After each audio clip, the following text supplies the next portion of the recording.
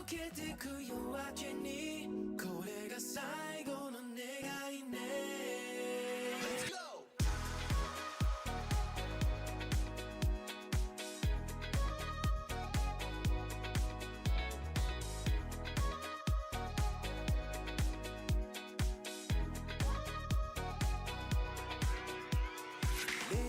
絡む肌踊る影揺れるステップ流されるままにはにかむ横顔に遠くで響く鼓動探すほど見失い溶けてく夜明けにこれが最後の願いね。嘘でもいいからみんなないものねだりね。Let's go!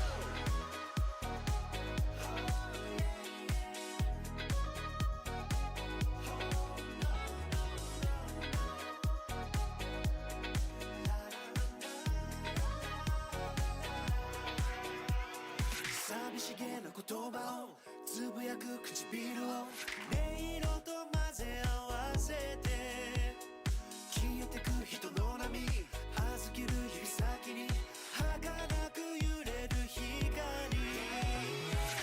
溶けてく夜明けにこれが最後の願いね。嘘でもいいからみんなないものねだりね。失われた声街に飲まれて霞んでいく笑顔遠くになる瞳曖昧な距離さえ甘くてほんの少しでもこの夜に酔わせて溶けてく夜明けにこれが最後の願いね。嘘でもいいからみんなないものねだりね。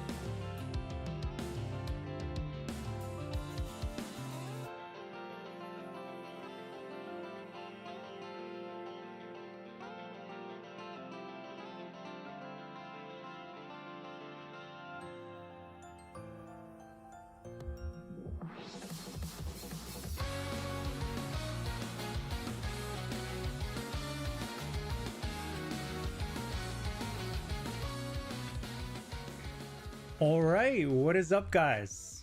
Nice to see you again for my second live stream. Hopefully audio is working okay. Let me know if you can't hear properly, but looks like it's working all right.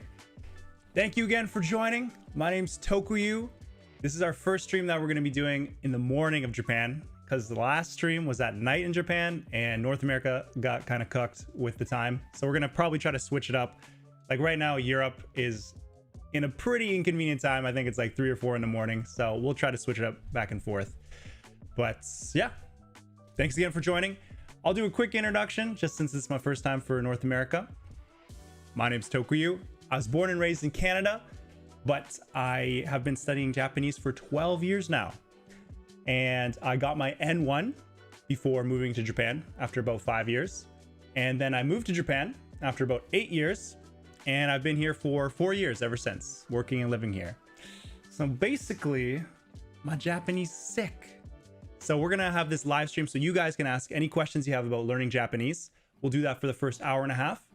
And then for the last half hour, you can ask any questions you have about life in Japan. Sound good? And just a disclaimer, like I've been studying for a long time, but my Japanese isn't perfect. So especially if you have questions about what sounds the most natural, like the perfect word to use here or the perfect intonation, like ultimately asking a native speaker is going to be the best, but I'll still try to answer those questions too. But I think I'm probably better suited to answer questions in a way that makes sense for a foreigner, because I had to learn this language from zero, probably like what you guys are doing. So I understand why Japanese feels so confusing. So I'm better suited to answer those questions. But again, I won't know all the answers. So hopefully, you know, if I don't know them, someone in the chat can teach us and we can all learn together. So how we're gonna do this is I'm going to set a top comment. So let's see here, ask Japanese questions here. Post that. Oh,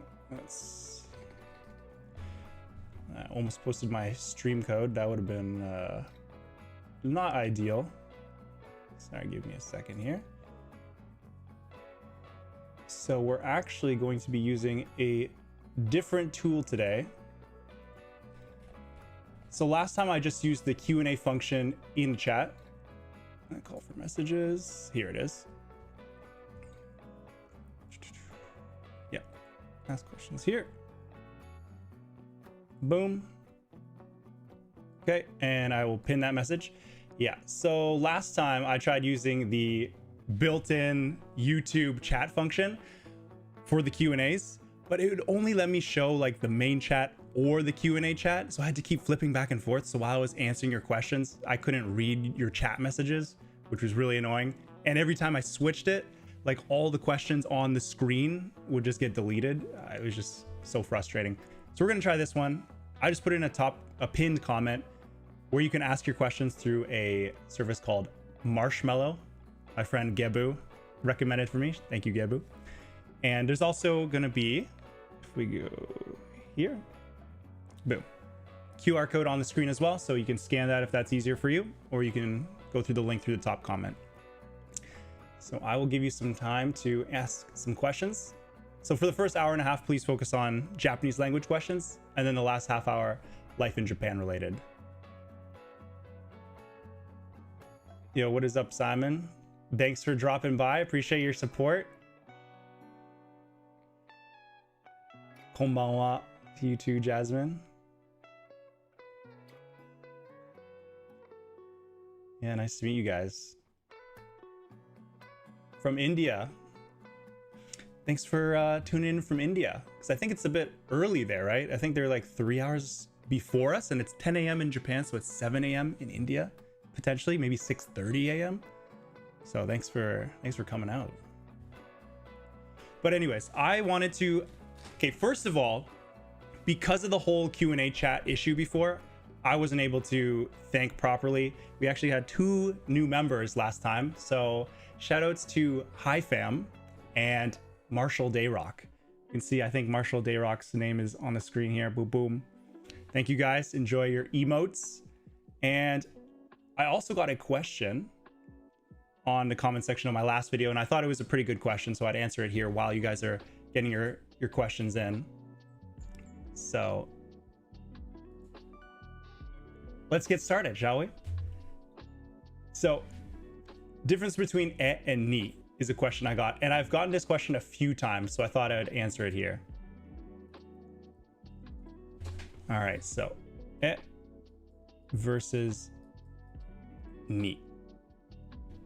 Okay, so first of all, e, this is one of the rare cases in Japanese where it's pronounced differently than what it looks like, because this is technically the hiragana for he, but it's actually pronounced e.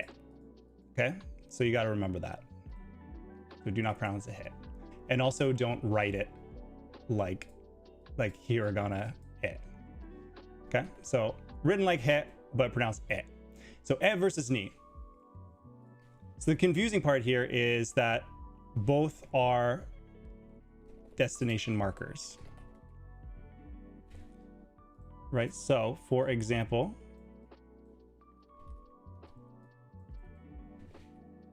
konbini ni iku, not niku, which means meat. Konbini ni iku, konbini e iku. If someone in the chat knows the answer, feel free to shout it out. But what is the difference here? So they both typically mean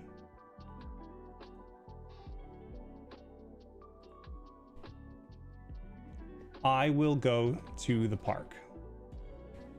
Okay? But more specifically, konbini ni iku means I will go to the park. So what does konbini e iku mean? So again, just so we're all clear here, so konbini ni iku, I can also write furigana if that helps. So konbini being convenience store, and then iku to go. And as we know, particles always affect the word that it comes before, or that it comes after, sorry. The word that comes before it is what gets affected. So konbini, convenience store, is where the destination is being set. But ni and e both kind of mean in to somewhere. Bro, please answer. All right, bro. Just giving you guys a chance. So the difference here is that this is a direct destination.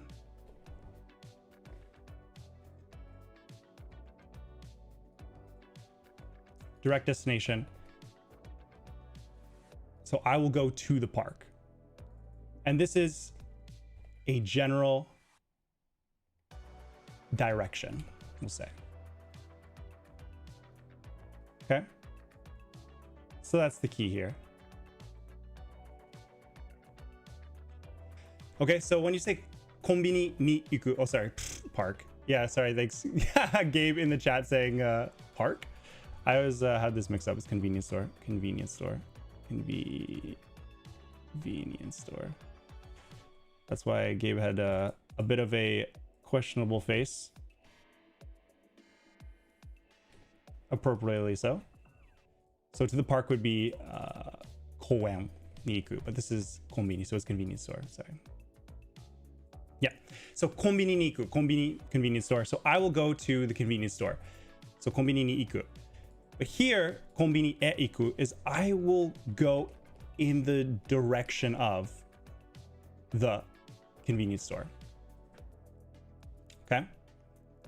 So it's like you're still going there, but that's not the main destination. Like you're not going directly to the convenience store. You're probably just going in that area.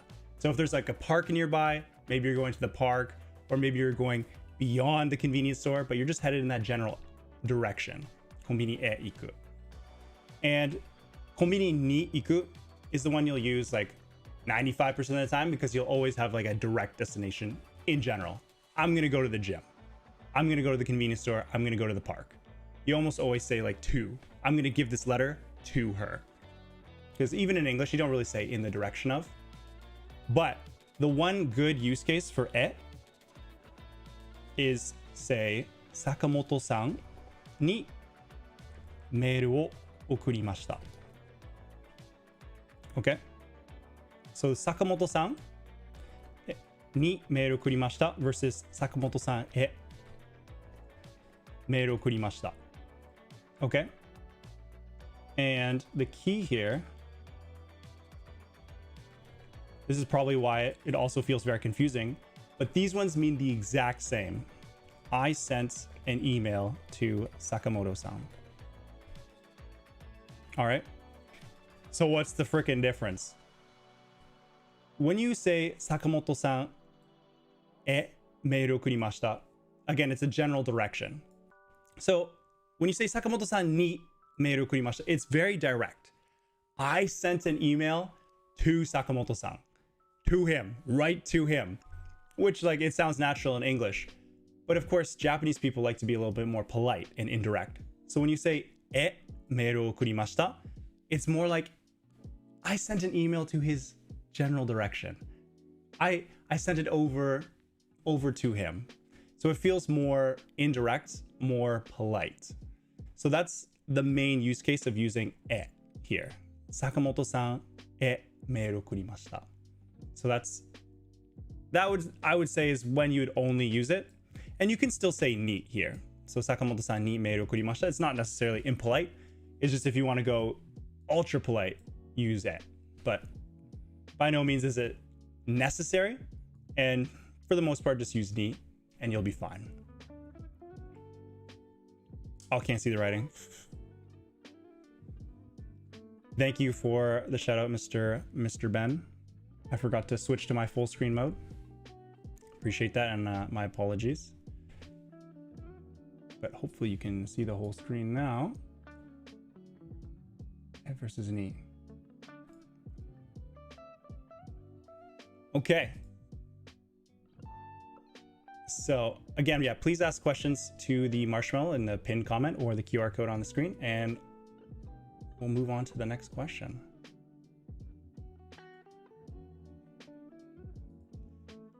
Oops. Let's go here. All right, next question. So what do most apps like Duolingo that teach Japanese miss or do wrong? So I actually have a video on this. If this bot command works, then the bot should, send a link to it. So I actually made a video specifically on why Duolingo won't get you fluent. So, I mean, watching the video will give like all your details and what you should be doing instead. But just to give a quick and dirty answer right here, the main issue is that it doesn't encompass everything and it doesn't review enough for you. So the main issue I have with Duolingo in particular is that it doesn't teach grammar. Like a lot of times you'll just be reviewing, some vocab here and there. Like honestly, it's going to be like, lawyer, bengoshi, and like teacher, sensei, and like, oh, it's the nice teacher and like the cool lawyer, right? It's not super useful vocab, and they don't actually teach you why that grammar works.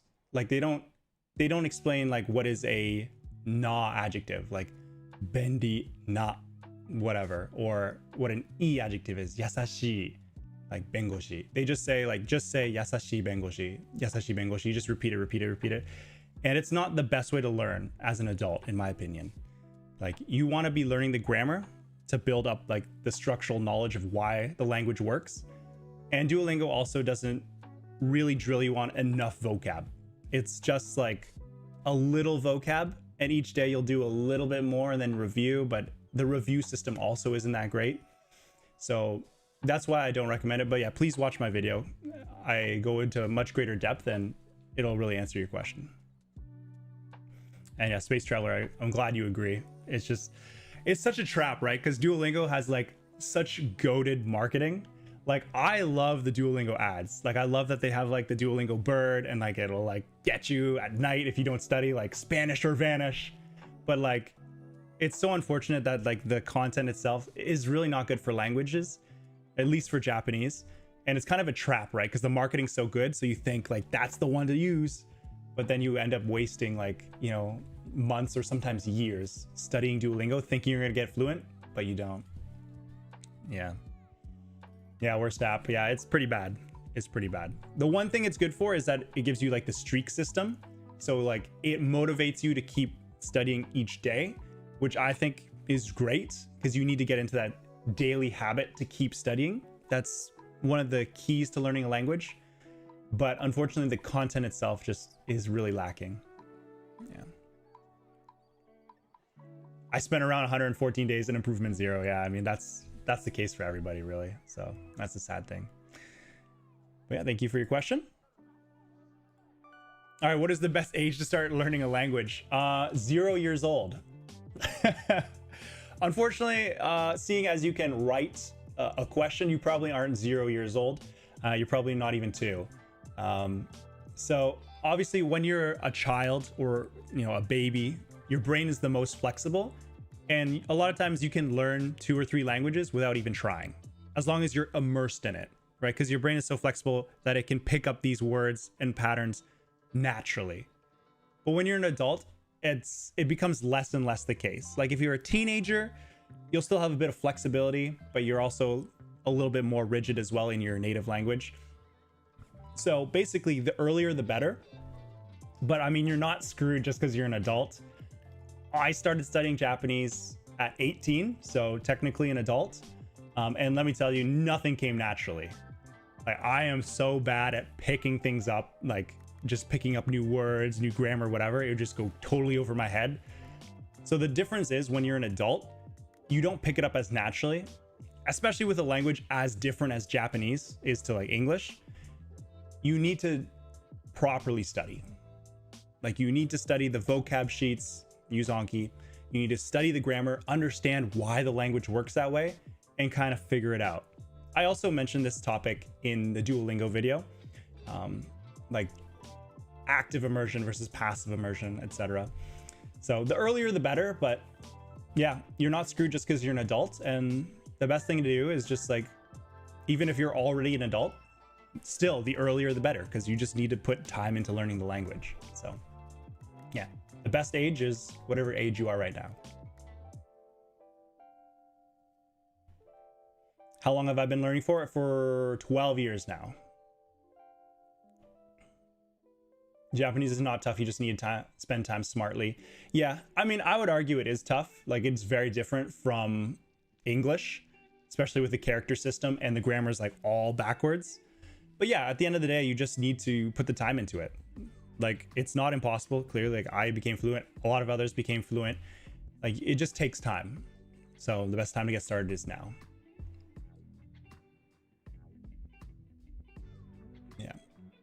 Yeah, on 14, the hardest part is memorizing the words. Yeah, I mean, words it's always going to be tough. Like, there's an endless number of words in languages. Like, yeah, I'm less struggling with kanji now. Like, in the beginning, everyone's like, oh, the kanji, the characters suck, but they're limited. The ones that you actually use day to day are limited to like the most common 2,000 or so. But vocab, let me tell you, is just an endless challenge to keep up with new words, right? Because you don't notice it maybe in your native language if it's English. Like, we use a lot of words and like a lot of like really niche expressions that a learner should never really know until they've like been in the language for years and years and years. So yeah, learning vocab is going to be tough, but you just got to put the time in. Yeah. All right. Thanks for the question. That is an important topic. And the next one. So I'm dyslexic. I wonder if you know any good software to make learning Japanese easier. Dyslexic, yeah, that's tricky. I'm not aware of any specific software for Japanese to make it easier for people who are dyslexic. Is there any particular software you use when you say read English?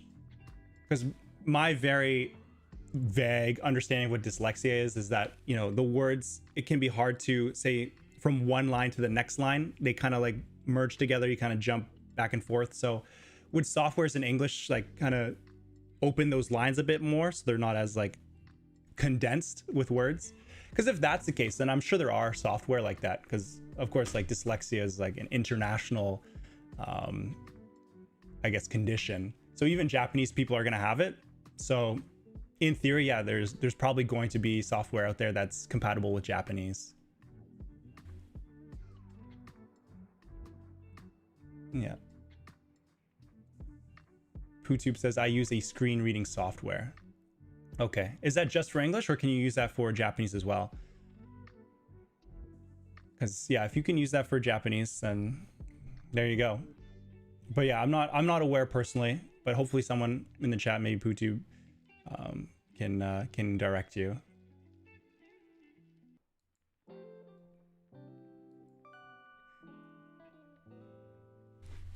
All right, next question. So how to memorize words.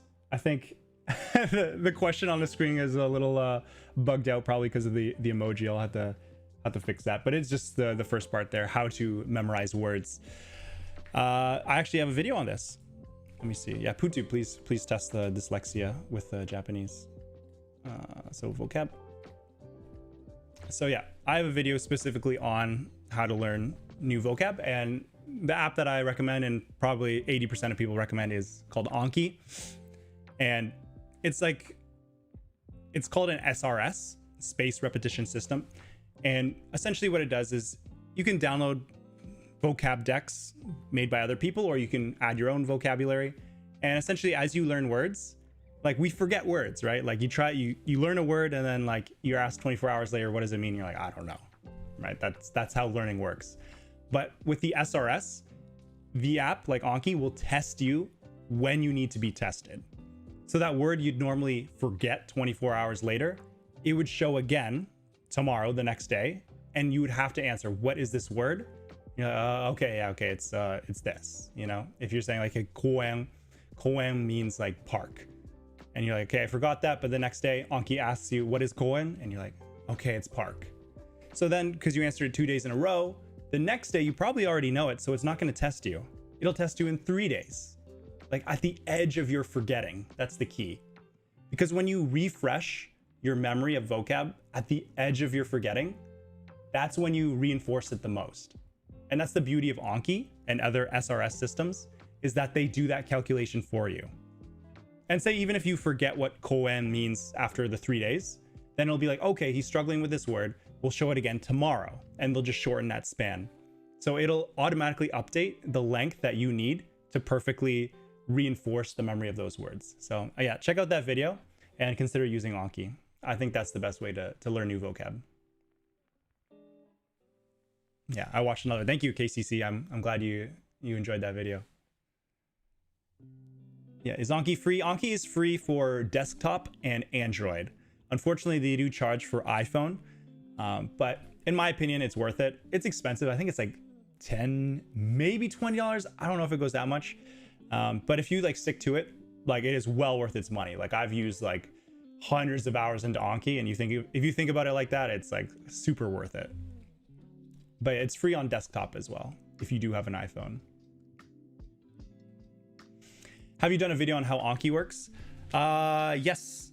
I think if you look at this video, I made a video on how to start learning Japanese from nothing. And in that one, I show the brief setup on how to get Anki going for N5. But I just show it with N5 by taking like an N5 vocab deck, but you can just replace that N5 vocab deck with whatever your level is. So if you're at N3, then just find an N3 vocab deck and throw her in. Yeah. What software are you using for the whiteboard? It looks super cool. Thank you. It's called Excalidraw. It's a little, I guess, unrelated to our topic here, but yeah, that's what it's called. Excalidraw. It's very convenient. All right, thank you for the question. How to memorize words.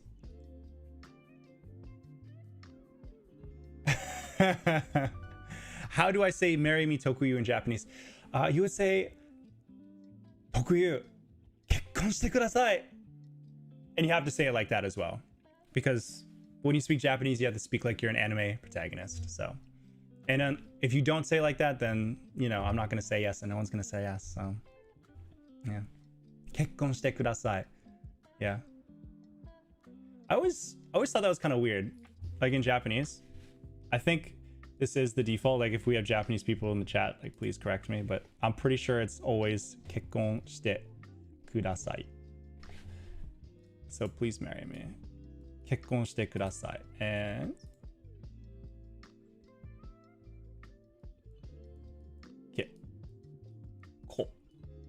kekkon. And it literally translates. Let me know if I'm the only one who thinks this, but please marry me. I don't know. I mean, I guess we say that in English, right? Like, please marry me. But like, I find that like, if I were to ask, I would say like, will you marry me? Like, it's a question, right? Like we say, pop the question. Like, please marry me. I don't know. That just feels kind of like you're begging them. It's like, why? Please marry me. I don't know. Again, just like a cultural difference. But these kind of things are also why Japanese can be difficult. Because like, I mean, I guess technically, maybe it does still make sense in English. But like, for me, it just sounds more natural to actually ask a question. But there's things in Japanese that are just like, they just like think differently in how they express themselves. So a lot of times, like, even if you know, like, you know, the vocab, like kekkon, it's like, sometimes your Japanese can still sound a little unnatural because it's just not how a Japanese person would express themselves. Like if I were to literally translate and say like, will you marry me in Japanese? Very, very good question. How do I say I'm a Riz god in Japanese? Yeah, I mean, that one I'll have to think about. I don't know if they have a perfect translation for Riz. Riz. 俺はリズのゴッド. All right. Fun question, thank you. All right, next question, mark that.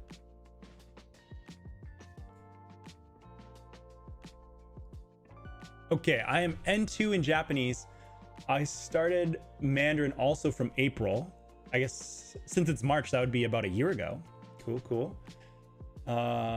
See you today at Shinsaibashi by 6:20. I will be there. Very happy to see you there. Okay, I am N2 in Japanese. Yeah, I mean, yeah, good job. Like keeping up the study. Like N2 in Japanese is impressive. Like you definitely you gotta.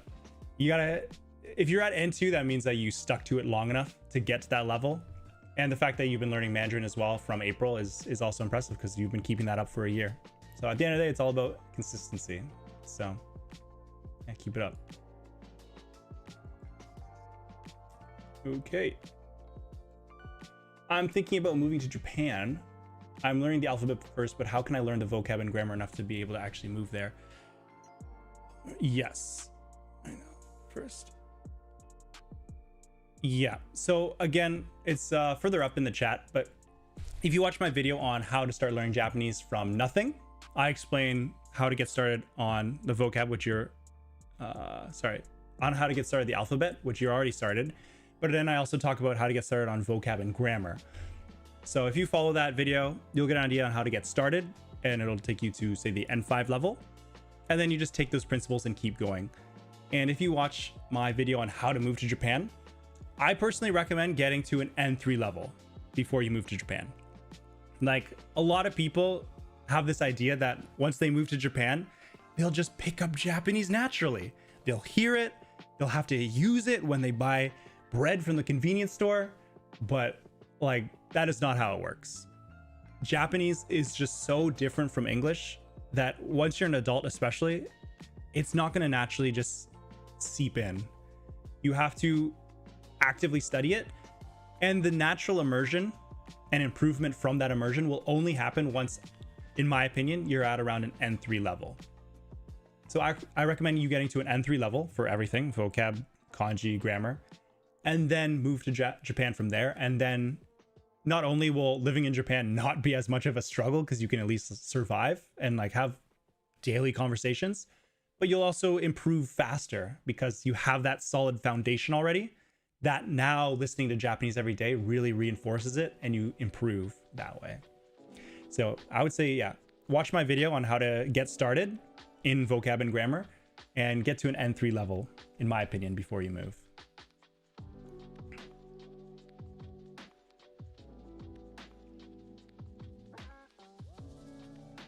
Yeah. Oh, I asked that not knowing someone else was going to have the same thing before me. Got the link in another tab. Appreciate it.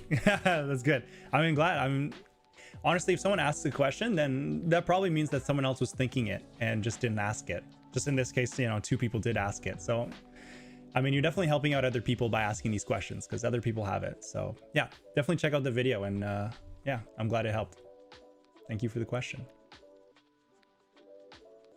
Yeah, ore moteru de might work. Yeah, true. So Riz moteru.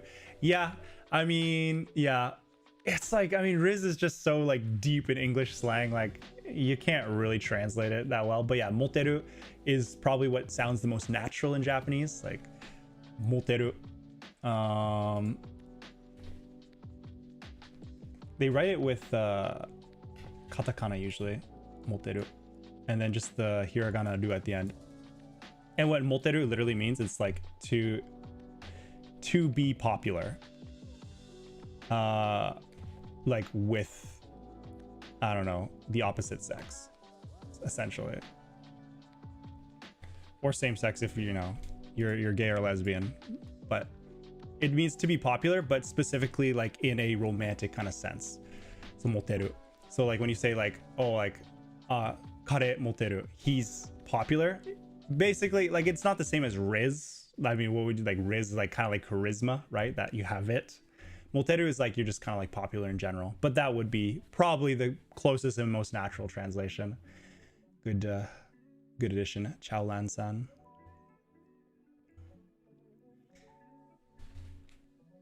Honestly, finding your channel gave me more drive to study, and I've been more consistent. So thank you. Thank you so much, Yuseki. I appreciate that. I'm glad that my channel could help you. And yeah, at the end of the day, yeah, it's just to help you get started. And yeah, I mean, if you can put in that consistent work every day, you'll for sure get the improvement. Like it's all about just keeping it going. So that's awesome to hear. Keep up the good work.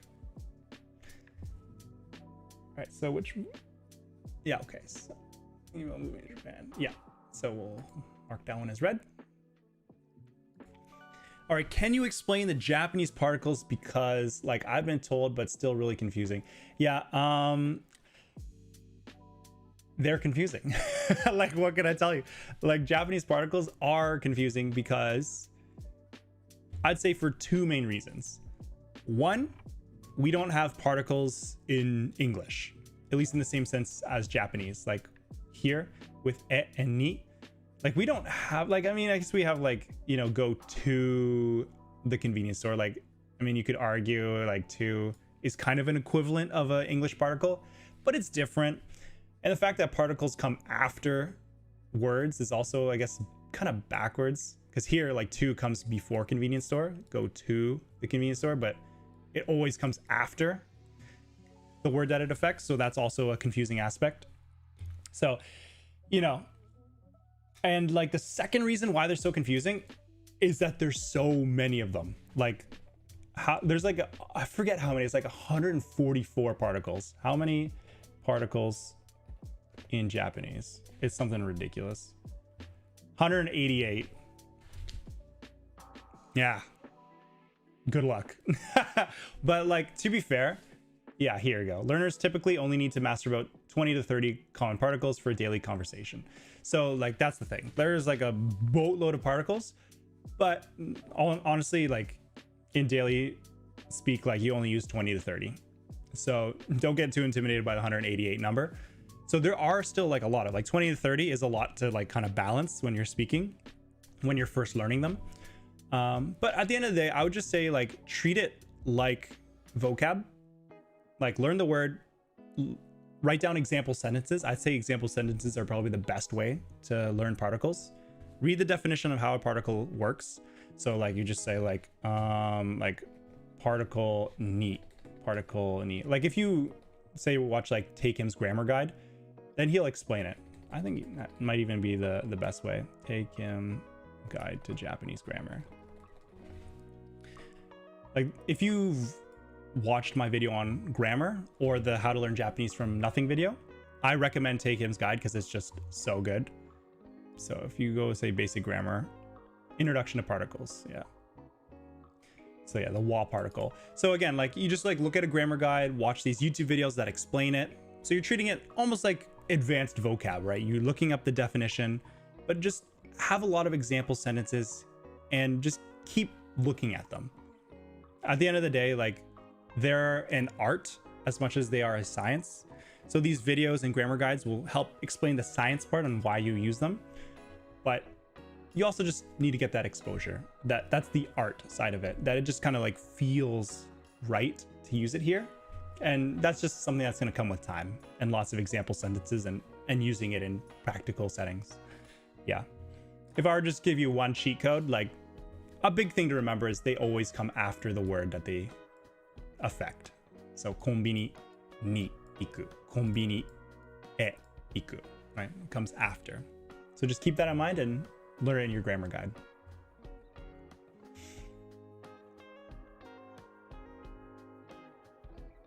Off topic, but I love the fit. Thank you, Zanilla Bean. I try to like, you know, wear a collar shirt, you know, just to give a little bit more of like a teacher vibe, you know? I didn't want to put on like a full suit because I felt like that's like a little bit too uptight, but you know, just like a little bit more class, you know? So I'm glad you appreciate it.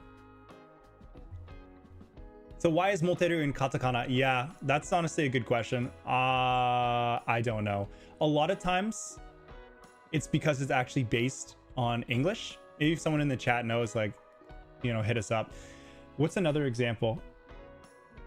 I mean, this is a terrible example, but it does work. Tapiru. I'm pretty sure that's how it's spelled, but it's so slang that it might not even like come up properly. Tapiru. I'm pretty sure that's how it's spelled. And if you don't know what this means and you can guess what it means, you're a freaking god at languages. But this is tapiru. So tapi comes from the word tapioca, which is, if you're a bubble tea lover, you'll know what tapioca is. It's like these like small little like black pearl jellies that you put in like bubble tea. So, but in Japanese, tapioca literally just refers to the bubble tea itself, not the tapioca balls. I'm not sure why it got lost in translation there. And then the ru here, like, you know, a lot of verbs in Japanese have ru. So Japanese people will just take the katakana word and then add ru to it to make it a verb. So when they say tapiru, it literally means to go get bubble tea. I kid you not, it means to go get bubble tea, tapiru. So that's why in this case, you would use katakana with tapi, because it's based on tapioca, like a katakana borrowed word. And then they just add the hiragana ru as like the Japanese verbifier. So I don't know if it's the same logic for moteru, but I don't know like what would mote literally mean if it was like from English or another language. Yeah, might be moteki. I mean, what is moteki though? Like Japanese people also like say mote mote to describe someone who's popular. Mote mote. So, and it's like one of those onomatopoeia words. So again, I don't know if that originally came from English or another language, or that's their own onomatopoeia. But potentially mote mote came first, and then they just like made it moteru to make it the verb of being mote mote, which is popular. Yeah. All right. Next question. Show us how sick your handwriting is. Yeah, I mean, there's a reason why I'm using the text function to type. Yeah, so if you want to know how sick my handwriting is, it's right here. I mean, this is a little sneak peek into how great it is. You don't want to look at it. I mean, learning Japanese is hard enough. We don't need to add a layer of difficulty by making me write it out on a mouse too, okay? I get an excuse here. I'm writing on this, so let's just remember that before we judge. All right, that was a funny question, though. Thank you. The handwriting is better than mine. Thank you, Muddy. I appreciate that. It's honestly, I mean, I didn't have to write much here, so I could, you know, pretend like it's not that bad, but it can get pretty bad. All right, mark that as red. And any tips for self-studying? Watch your videos, but still stuck on getting the stuff I learned to stick to me. Yeah. Yeah. First of all, thanks for watching my videos. And it's a very common issue. I mean, at the end of the day, like, it's easy to learn something once, but then you have to keep relearning it. And eventually it has to be something that you can use for it to be yours. So if you specifically find that you're having trouble having things stick, I would have two pieces of advice for you. Excuse me, two pieces of advice for you. So one is use systems like Anki for vocab. Again, spaced repetition system, it'll show you the words you need to know when you should look at them, when you're just about to forget them. And reviewing it at that time will help lock in those vocab. And you could use Anki for grammar and kanji as well. I think kanji is a very common one as well. So do that for kanji as well, I would recommend. Grammar might be a little bit difficult, but you could still put it in Anki and that could work. But maybe just review that on your own once in a while. So use systems like Anki. That'd be my first advice. And advice number two would be go out and use it as much as you can, because you only have that new vocab or grammar or kanji. It's only yours when you can comfortably use it when you need to, right? Because that's ultimately like why we study these vocab decks. It's not because we want to get the right answer in Anki, right? That's not the end goal. The end goal is to be able to use it when you need to. So go out, like, you know, talk to some Japanese people in your area if you can find them. If there's not, I have a video on this. I think it's called how to get fluent at speaking Japanese. You can also use like online services like Hello Talk or italki, where you can like meet Japanese people, or you can hire a Japanese tutor. So even if you don't have Japanese people in your area, you can find someone to speak to. And even if you've just learned a new word or grammar, it really helps to put in an effort to use it. Because once you use it, it really sinks into you. You're like, okay, this is how you use it. I've used it. This is the situation where you use it. And it's easier to associate that vocab or grammar with a memory that you've used it in like a practical setting. So advice, if you're finding it difficult to have things stick: one, use SRS systems and review often. And two, use it as practically as often as you can.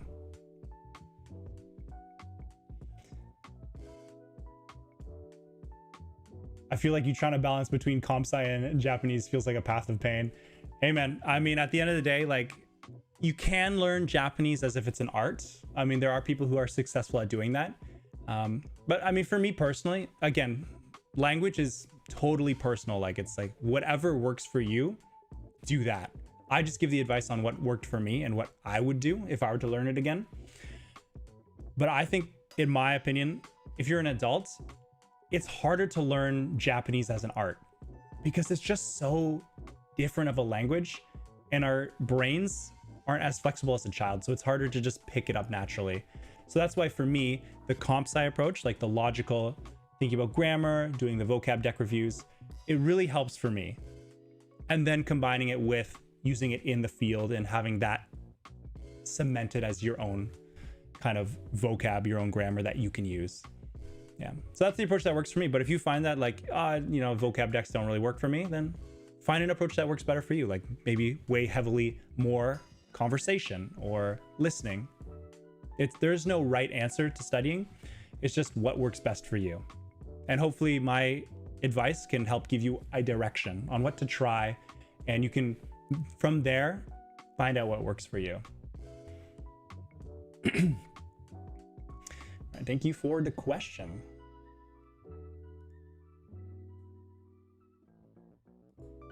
All right, longer one might be a little bit harder for you guys to read, but I'll read it out. I'm currently learning Japanese basically full-time. Currently, I'm doing 3 hours of comprehensible input on cijapanese.com. I don't know that website. 50 new words in Anki, 10 new kanji, 1 lesson on Pimsleur. Again, I don't know what Pimsleur is. 1 lesson on Genki, 1 and 2 until completed a day. You'll also have 2 hours of speaking to a native starting in 2 months, and we'll have more comprehensible input when I finish the cjjapanese.com website and start anime J-dramas. What do you think of this schedule, and is there any glaring problems with it?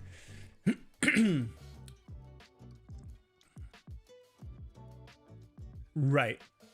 I would say, I mean, first of all, I have no idea what cijapanese.com or Pimsleur is. But it sounds like you're putting in a lot of great work. Like you're putting in 3 hours of comprehensible input a day and 50 new words in Anki, 10 new kanji, some speaking practice, 2 hours a day. Like that's incredible. Like you're putting in like at least 6 hours of Japanese studying a day. I would say the only issue I would have with it potentially is it maybe being too much. If you can do that consistently every day for months, do it. Yeah, you're gonna get fluent very quickly. Relatively speaking, it's still gonna take months and years, but like it'll be a lot faster because you're putting in so much work. The only problem is if it becomes too much of a heavy load, that if you're also having to study, like if you're going to school outside of Japanese, or you're working, or you just like something's come up in life and you kind of fall out of it because you're like, oh God, I just can't afford to do 6 hours of studying Japanese today. If it feels too heavy, it can be easy to fall out of it. So if you can keep up this every day, do it. But just be realistic. Like, what can you do consistently every day? That is more important than doing 6 hours a day if you can't keep it up. Like if you can do 1 or 2 hours a day for sure every day, no questions asked, then I would prefer that than doing 6 hours a day when you're like, I could probably do it for a few weeks. That it's more important to get the consistent studying. But it sounds like you're putting in a lot of work, and I mean that's ultimately what you need to do, so good job with that. I have no job, so I'm basically studying 10 to 12 hours a day. Honestly, like, that's sick. Good for you. Like, you're being productive with your time, even when you don't have work. And that was literally me when I graduated high school and I was set to go to Japan in the summer, but it was like further down in the summer. So I just had like a month or two off of school, no work, and I just studied Japanese like all day. So yeah, that's fantastic. Like if you don't have like life commitments right now and you can put in the time, put in the time, you know, be productive. You're definitely going to thank yourself. Hi Tokuyuu. Hello Sarims, if that's how you pronounce it. Thanks for dropping by.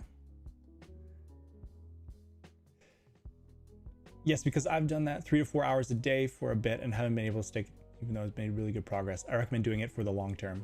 Yeah, I agree, Hunter Mix. You gotta, yeah, do it for the long term.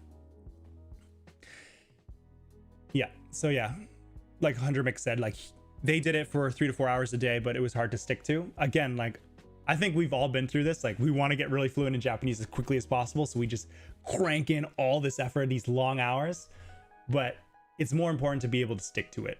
So setting a reasonable limit that you know you can do every day is 100% the most important.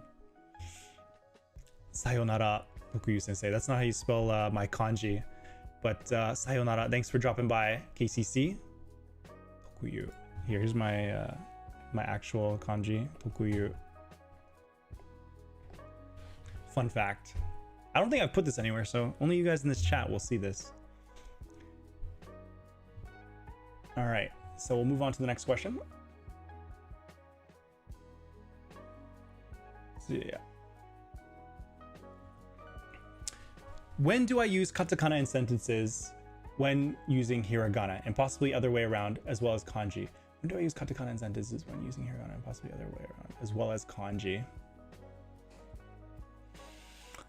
I mean, for the most part, it'll be clear which one you should use. When you learn a vocab, it'll almost always specifically be used with hiragana, katakana, or kanji. So for example, if you're learning the word konbini, like it means convenience store, this always is in katakana, konbini. So no questions asked. You don't write it in hiragana, you don't write it in kanji, it's katakana. And same with the particle ni. It's always hiragana. That's how you learn it. You don't use it any other way. And then iku, you write it with this kanji here, and you add this hiragana ku. So it all comes down to learning the vocab. So that's another layer, I guess you could say, of having to learn vocab in Japanese, is you need to know which system you use, katakana, hiragana, or kanji. It does add a bit of a layer of what you need to learn, but for the most part, I'd say it's pretty, I don't know, sensical. Like konbini is based off the word convenience store in English, and katakana is generally used for foreign borrowed words. So that's why it's katakana, konbini. And then particles are almost always just hiragana. And then verbs and nouns are often always kanji in combination with hiragana. So it's just something that you have to get used to. But there's a predictable pattern.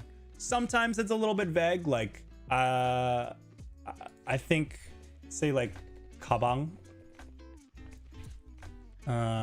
Yeah. So this, if I can drag this over here so we can see a bit better. So this word here is kabang, and it means bag. So I think for the most part, it's probably written as the kanji, but it can also be written as, I think, if you feel like it, you can just write in hiragana, sometimes like katakana as well.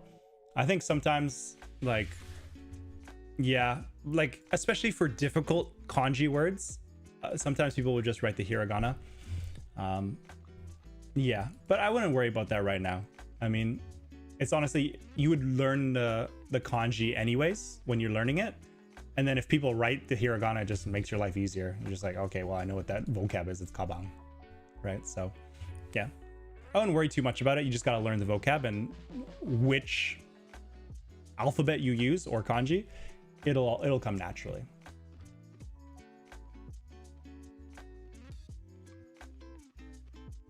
Yeah. I was doing 5 hours a day when I first started, but I got busy and I got tired of sacrificing so much of my free time, but now I'm struggling to find time to learn it all. Yeah, I mean, it's a common trope, right? Like we put in all those hours, and then, you know, life comes up. Like studying 5 hours a day is incredible. Like, good for you for starting that. And I did a similar thing, but you know, life happens. You have work come up, job come up, you want to do other things, have other interests, and it, like having to do 5 hours of studying a day just starts feeling so heavy. So yeah, that's why I really, really push to set a reasonable limit that you can stick to. Yeah, T. Kim's guide, grammar guide, Anki, and immersion. Yeah, deadly combination, Wicked, for sure. All right, so that one. Okay, next question. I've been learning Japanese for a while. I did hiragana and katakana and learned some vocab, but I feel like I got overwhelmed when it came to learning kanji and sentence structure. Do you have any tips on what to do and methods to learn? Thank you, from Joe. Thanks for your question, Joe. So yeah, so you learned the hiragana and katakana, but you got overwhelmed when it came to kanji and sentence structure. Yeah, I mean, that's totally reasonable. I mean, first of all, good job for starting hiragana and katakana. That's where you need to start.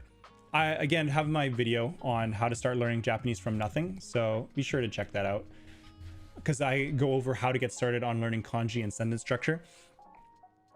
I think the intimidating part is that, you know, kanji don't exist in English, so it feels overwhelming, like, how do I learn these characters? But yeah, watch my video on how to get started learning those characters, and like, it's overwhelming to think like, oh, I have to learn 2,000 characters. How can I do this? But really, like, just focus on the first 50, the first 100, you know, even just like the first 5. Like, once you practice learning the first 5, it'll get easier.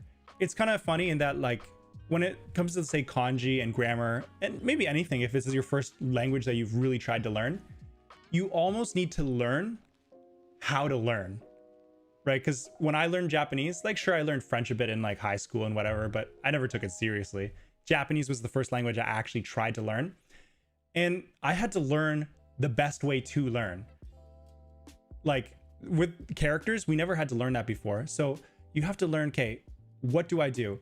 Okay, it helps to draw them out. Like, that's what I find. So if I were, say, learning this word for kabang, it's a little bit, you know, complicated, but what I find works for me is I like writing it out. So I'm like, okay, so this is the stroke order, and then it goes like this, and then da da da da, and I just like do that. Okay, bup bup bup bup bup bup, and like I'll write it out 10, 20 times. And for me, writing it out multiple times helps it sink in better. And this one's like a complicated one, so it might feel a bit overwhelming right now. But like, if you're, say, learning maybe like a more reasonable beginner kanji, say like naka, for like middle, you just got to keep practicing. Again, like, you just keep practicing, like writing it. Okay, this means naka, and you And another key aspect is associating the image of the kanji with its meaning, right? So for naka, when I first learned it, I literally just thought like, okay, you have this box here, right? You draw this box and you draw a line through the middle. Like the line through the middle, okay, that's why it's naka. And now every time I see naka, or at least at the time, I'd be like, okay, that's naka. It means middle because there's this line down the middle. So while it's tough at first, but you just need to do the first few kanji, and it's the same with grammar. You just need to start it and you'll learn how to learn it, and it'll get easier from there. You just gotta get started, and you can watch my video for specific tips on how to get started, and you can develop your own system there. Definitely gonna watch it. Thank you, Zanilla Bean.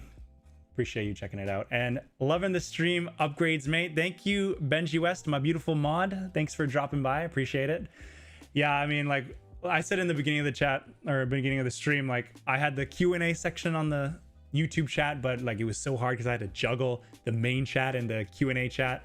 So now we got this, you know, Q&A on the screen. People can ask through the QR code or the pin comment.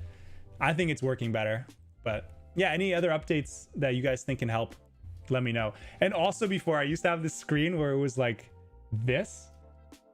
So like I would be blocking like the first like quarter of the screen, so I'd be like looking up stuff and you couldn't even see it. But now I made it kind of full screen so I don't accidentally block it. It gets a little bit smaller, but I think it's worth the trade-off. But yeah, definitely let me know what you guys prefer, and any other things that I can do to improve the stream layout, because I want to make sure each stream at least gets a little bit better than the last one, and we can eventually have something really sick at our 100th stream, you know? Yeah, thanks for dropping by. Appreciate you answering my question. Hope the rest of your stream goes well. Back to the books for me. Thank you for dropping by, Wicked. No problem. Thanks for asking your questions, and good luck, as Whitepool said. Good luck, good luck. And see you later as well, Muddy. Catch you next stream. Thanks for dropping by. Appreciate it. Okay, let's refresh our question inbox here. Okay. Okay, here we go. Okay, so let me ask again. Now I'm learning katakana, hiragana, but I don't know how to construct actual words despite knowing sounds, because I haven't learned much from Duolingo. Any advice, Tokuyuu sensei? Yeah, so like I mentioned before, definitely do not use Duolingo. If you scroll up in the chat, I have the video posted on why Duolingo won't get you fluent. So your main issue is don't know how to construct actual words despite knowing the sounds.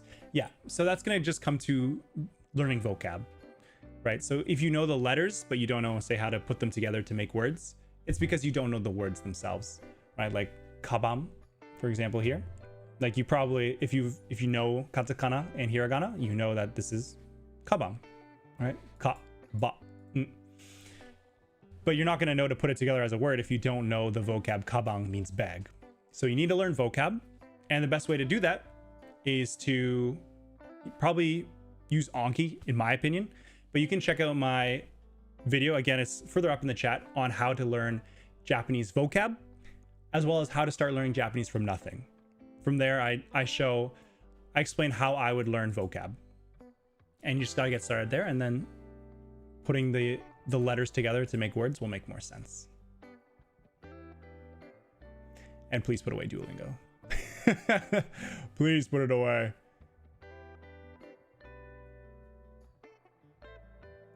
All right, okay. This is a very common one. Yeah, let me just double check the chat first here. Let me see. I'm adding the stream to my Saturday nights. I appreciate that, Jesse. I'm glad you're enjoying it. And Benji will be lurking as he's currently on the Shinkansen back from Tokyo. No worries, Benji. Thanks for dropping by. I appreciate that, and I hope you have a smooth trip. I love riding the Shinkansen. It's such a smooth train. You can like sleep on it. You can play Switch on it like without getting motion sick, 'cause it's just like super smooth. So hopefully you have a smooth journey. All right. Doesn't naka also mean inside? Yes, naka also means inside. It can mean middle or inside. It can also mean during. I mean, usually inside it's like I think that's how you write it. Yeah, uchi. I mean, there's like, yeah, different meanings, but again, as long as you know it like generally means middle, you kind of like learn the general meaning of kanji, but the main usage is, sure, you know the kanji, but then you learn vocab that goes with it, right? So on its own, yeah, it means naka, that's how you read it, but then you'll learn other words that use it, and then you just kind of associate that kanji with its relative meaning to the words that you've learned. Yeah, but it can also mean inside. I was looking forward to Duo. Oh well, yeah, please put Duo away. Do not use Duo. At least watch my video first, and then if you really want to use it, go ahead and use it. But at least I warned you. All right, back to the question. How to differentiate intransitive and transitive verbs like akeru and aku. This is a really good question. I was confused by it. Everyone's confused by it. Let's try our best here. So let's first write this out.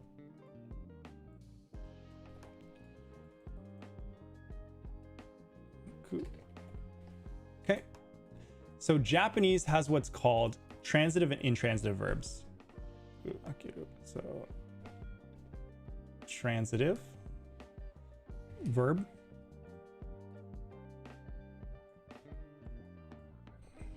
and intransitive verbs.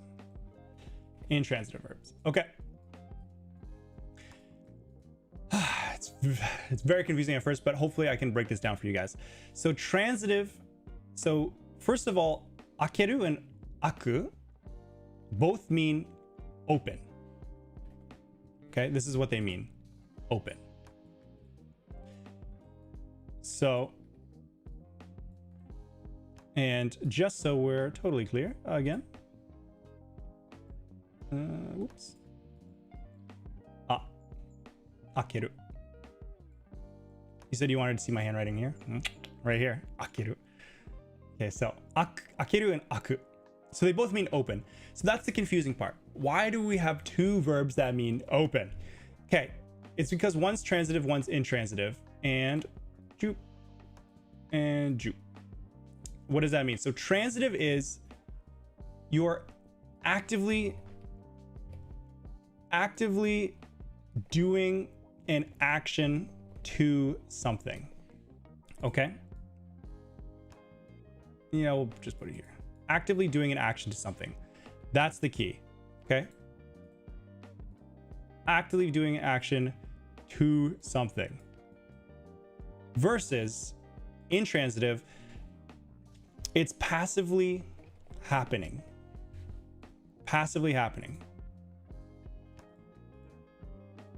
Okay, so an example sentence would be for akeru, to open. So mado wo akeru. Akeru. Mado wo akeru.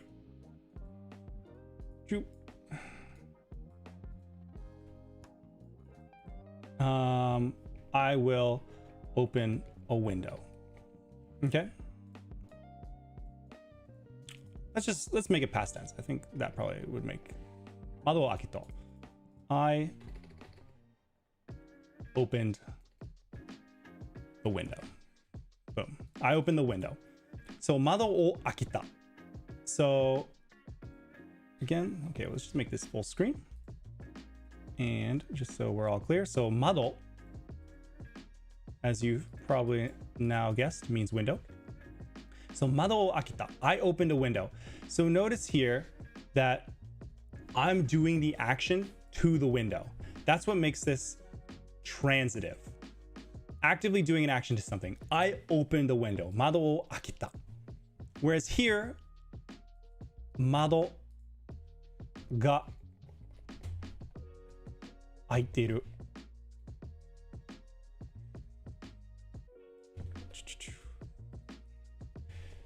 The window is open. Okay? So, mado ga aiteru. The window is open. So if you're wondering why I wrote aiteru here, it's because it is the present continuous form of aku. Aiteru. So it's the te form, aite, and then iru. essentially ing. It's opening, it's being opened. It is the state of being open. So, 窓が開いてる. So this is the intransitive verb version of open. So the window is open. So notice that is a passive action. It's passively happening. The window is just open. No one's doing the action of opening the window. It just is open. So that's why you use aku. Whereas if you're saying, I opened the window or someone opened the window, you say, akeru. I opened it. Okay, so to be even more precise, I would say akeru means to open and aku means to be open. All right, and another, so how do you tell the difference between which one's transitive, which one's intransitive? A key thing to look at is, let me get my marker out here. Look at the particle. Okay. So when it's a transitive verb, because it's an action being done to something, what's the particle that marks the action? Wo. So wo is always used after a noun that's having an action done to it. So when you have a transitive verb like akeru, to open, it'll almost always have wo because there's an action being done. So mado o akita. Whereas when something's passively happening, it'll usually be ga. Because again, ga is the subject marker. In other words, who's doing the action? Mado ga aiteru. The window is open. So because no one's doing the action, you use ga. The window is just doing the act of being open. That's why it's ga. So a key way to differentiate them is ga will almost always be used for the intransitive verbs, and wo will be used for the transitive verbs. All right. And there's a lot of examples like these. What's another one? Akeru. I think like even literally just shimeru. The exact opposite. To close, there's shimeru. And there is shimaru. Right? And that's to be closed. So again, shimaru is the intransitive verb. So if you say like doa ga shimatteru, the door is closed, versus doa wo shimeru, to close the door. Remember, like notice the particles. Doa wo shimeru, to close the door. Doa ga shimatteru, the door is closed. So that's the key difference, looking at the particles. And when you learn this vocab, you kind of just have to learn it like, okay, well, shimeru is the transitive and shimaru is the intransitive. You just have to kind of learn it. Knowing the particles just helps reinforce it, helps you use it better. It also like kind of seems like the transitive typically has that e sound, akeru, shimeru, whereas the intransitive doesn't. It's just aku, shimaru. Don't know if that's like a really good hard and fast rule, but maybe it could help. But I would say, yeah, looking at the particles is key here. Yeah. In English, the intransitive verb is a verb used as an adjective, an adjective. Intransitive verb is a verb used as an adjective. That's interesting. I mean, that makes sense. The window is open. I could see why that would be described as an adjective, because you're describing what the window is. It is open. For me, it feels kind of weird to explain a verb as an adjective, but if that makes sense for other people, then yeah, remember that it's basically describing what something is. It is open, versus open the window is literally the action of opening it. Yeah, thanks for mentioning that, Whiskey Jack. I would never have thought of an intransitive verb as being an adjective. Your voice sounds like Ralph Macchios. I don't know who that is, but I hope he has a sexy voice. Tenacity, thank you for your question. Please, any questions you have, put them in the Q&A section. It's a pinned comment at the top, or use the QR code on the screen. Karate Kid. All right, let's go. The original Karate, yeah, gotta be the original Karate Kid, because the new Karate Kid is freaking Jaden Smith. I probably don't sound like Jaden Smith. I'll take it. I have actually never seen that movie, but I do want to watch it, because I am a total sucker for martial arts movies. They get me so hyped up. I'm like, oh, I want to learn karate. I want to knock that kid out. But then I just like never do it. But at least my voice can sound like him. So thank you. Thank you, Space Traveler. And thank you for the question. That was a really good question. Like transitive, intransitive is a tricky one. And I went through the exact same struggles. Next question. I made an order to learning Japanese. Please feel free to add or switch steps. Hiragana, katakana, kanji. So this is the order that you should learn it, according to this person. Hiragana, then katakana, kanji, basic kanji, pronunciation, basic words, phrases, and grammar. I would say overall, I like that. If I were to tweak it, I would put hiragana, katakana where it is, and put pronunciation on top of it. I would say learn pronunciation at the same time as hiragana and katakana. Because what is hiragana and katakana? It's the alphabet. What is an alphabet? They are the letters that tell you how to pronounce sounds. Like this ku here, ku. Like, how are you gonna learn that letter if you don't know like what the sound is? Like, you need to know that it's literally ku, right? Ku. So I would learn it at the same time. Like, why not? It's pretty straightforward. Like Japanese pronunciation, I would say is like very lenient. Like, it's not like learning Chinese where you have to learn like all these intonations and stuff. It's pretty straightforward. If we look at this chart here, this hiragana chart on eBay. I'm trying to get a full screen of this. So like, this is what a chart is. Usually it's horizontal. I don't know why they have the vertical is kind of giving me the ick. Okay, fine, we'll deal with the vertical. Okay, so it's literally just 5 vowels in Japanese. A, I, U, E, O. That's it. Like, English is harder than Japanese for pronunciation. Objectively speaking, English is harder. Japanese only has 5 vowels. A, I, U, E, O. And then when you go down the alphabet, you're just adding a consonant to those same vowels. Ka, the K sound. Ka, ki, ku, ke, ko. And then the S sound. Sa, shi, su, se, so. It changes a little bit with the shi, because Japanese doesn't have a C sound. It's the shi. Sa, shi, su, se, so. But it's really easy to pronounce. A, I, U, E, O. Ka, ki, ku, ke, ko. So while you're learning the hiragana, like, okay, well, this is like the A. This is what A looks like. This is what I looks like.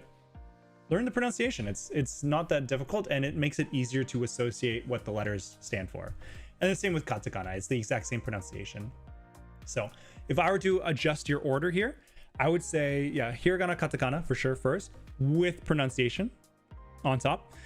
And then you say basic kanji, and then basic words, phrases, and then grammar.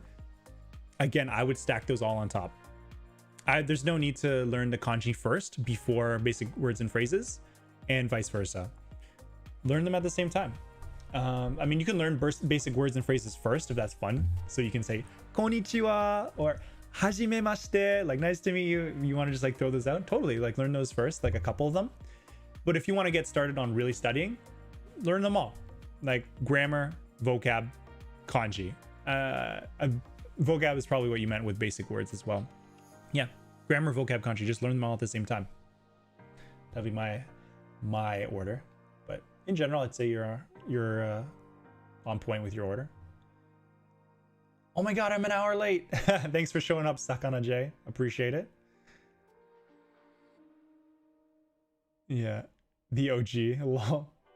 Yeah, I don't think I sound like Jaden Smith, but that would be pretty good because he is a singer, right? So he's definitely got a good voice. Yeah. All right. Thank you for the question. Well, I don't know if I'd call it a question. It was like more like a comment. All right. I'm saving these life in Japan questions for later. Okay. Next question. I love Japanese and I've been to Japan, but I keep quitting Anki because I get bored and lose motivation. I want to study, but I struggle with discipline. Do you have any way to make Anki fun? Yeah, that's totally fair. Yeah, I mean, Anki, for all its effectiveness on like how to learn Japanese, it is a very bare bones app. like, I don't know if I have my Anki here. I think if we check my phone, make the screen a bit bigger. So yeah, so like this is literally what Anki looks like. I don't know if you can see that. This is like, it's pretty bare bones. Like you have the vocab at the top here, and then so there's that kanji there. That's, I think that's amanojaku. So then you test yourself. Do you know that? You click. Okay, it is amanojaku. It's someone who is, let me just make sure it's focused. It's someone who is like a little bit contrarian, you know, they're up and down essentially. And if you know it, then you click like the green button or the blue button. Yeah, it was easy or good. Sorry, it keeps going out of focus. And if you didn't know it, then you hit the again button here on the left. And then, okay, I knew it, so good. And then it takes me to the next word.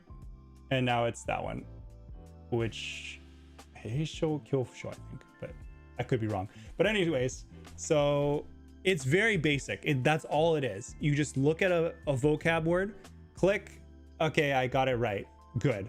Oh, I got it wrong, bad. And I totally get that it can feel a little bit boring because you're basically just looking at words. I would say, we talked about it earlier, but focus on setting a reasonable limit. Don't force yourself to do an hour of Anki a day if you find it boring. Like, there's no need to do that. And if you have to do it every day for like a year, you're just gonna hate studying Japanese and you're never gonna do it. So I think Anki is effective. I get why it's boring, but honestly, I think you could just do 10 minutes a day. Like 10 minutes of Anki, like going through this vocab, you could probably like get through at least 20 words, learn a few words, review a bunch of words. And that's really good. Like 10 minutes, I'd say, even for something boring like Anki, is totally reasonable. And if you really want to get fluent in Japanese, like 10 minutes of boring a day is a worthy sacrifice, in my opinion. And then you can mix in other resources as well, like some reading or some listening, or, you know, watching some YouTube videos that teach the grammar, and just like have that variety. Like at the end of the day, like, I'm not gonna lie to you, there is some boring aspects of learning Japanese. Like one of the viewers in the last stream called it the dry studying. And that's what a lot of getting fluent in Japanese comes down to. Like, can you put in the work to do the Anki, to learn the new grammar, to learn new kanji, etc. And can you stick to that every day? Set a reasonable goal would be my thing. And keep in mind why you're learning Japanese. Because if you have a good reason on why you want to learn Japanese, 10 minutes of boring studying a day should be an easy sacrifice to make.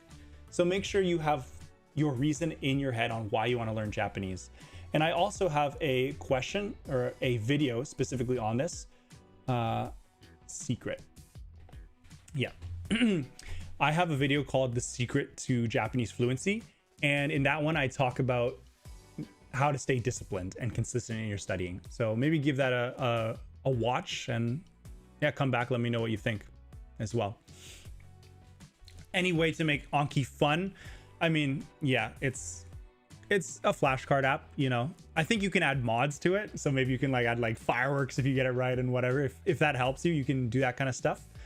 And maybe like give yourself a reward. Like if I get like 80% of my Anki words right, then I'll let myself like eat some chocolate, or I'll like get to watch an anime, you know, whatever. Like you can try to come up with creative ways to reward yourself. But at the end of the day, it is just solid studying. I would just try to find satisfaction in knowing that you're getting better at Japanese. But very real question, so I appreciate that.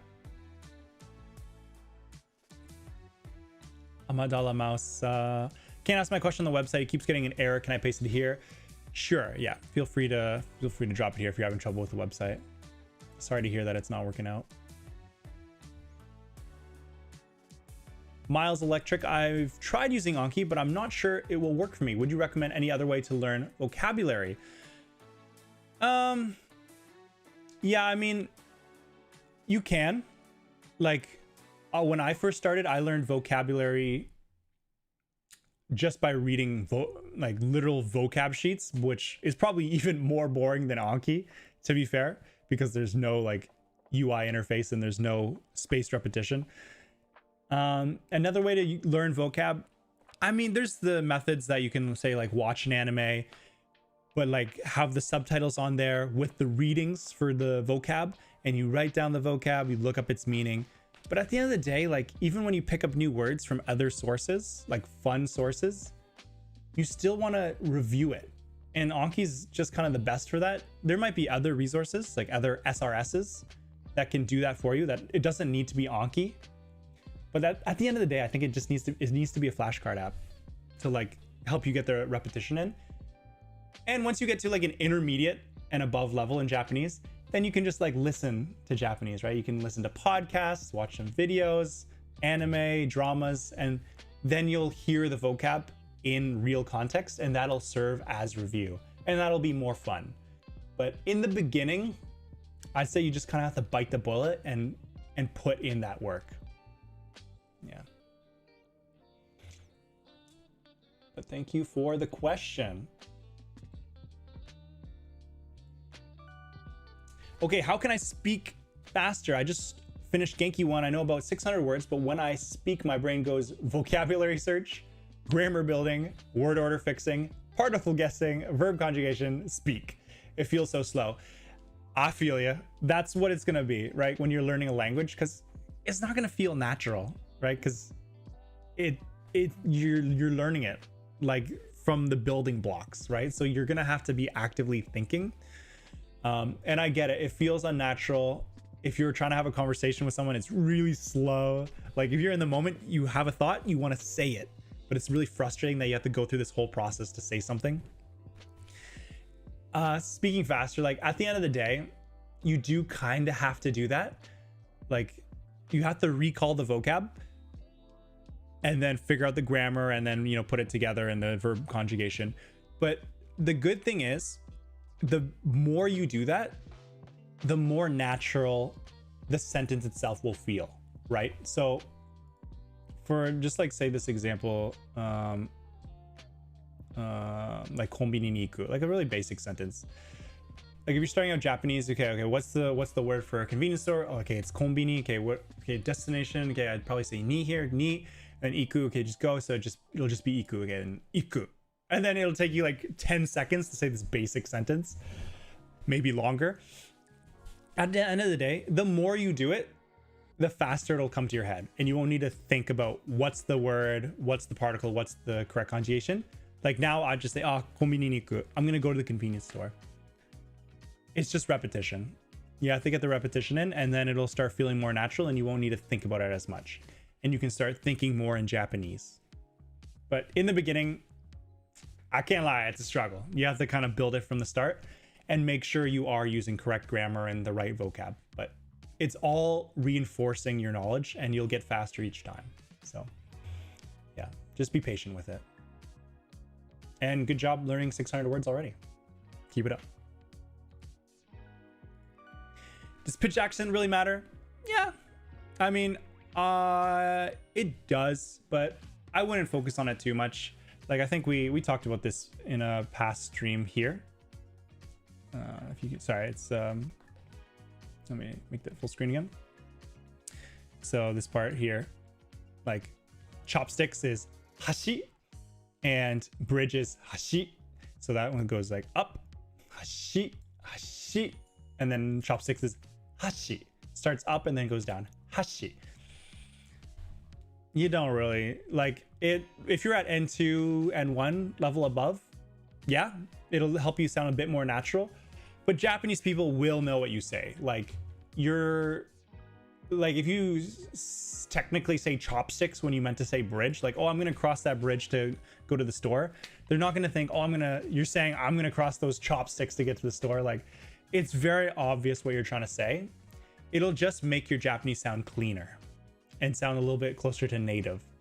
So yeah, I would say in the beginning, maybe just watch like one of Dogen's videos on the introduction to pitch accent, but I wouldn't spend a whole lot of time on it. I think just being aware that it exists might help give you an ear to listening out for it later, but I wouldn't worry too much about it until you're like advanced level, because it really doesn't matter too much.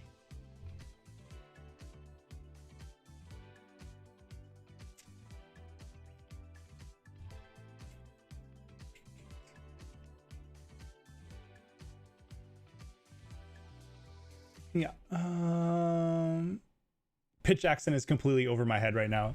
Yeah, you really don't need to like learn pitch accent. Like you don't need to prioritize it.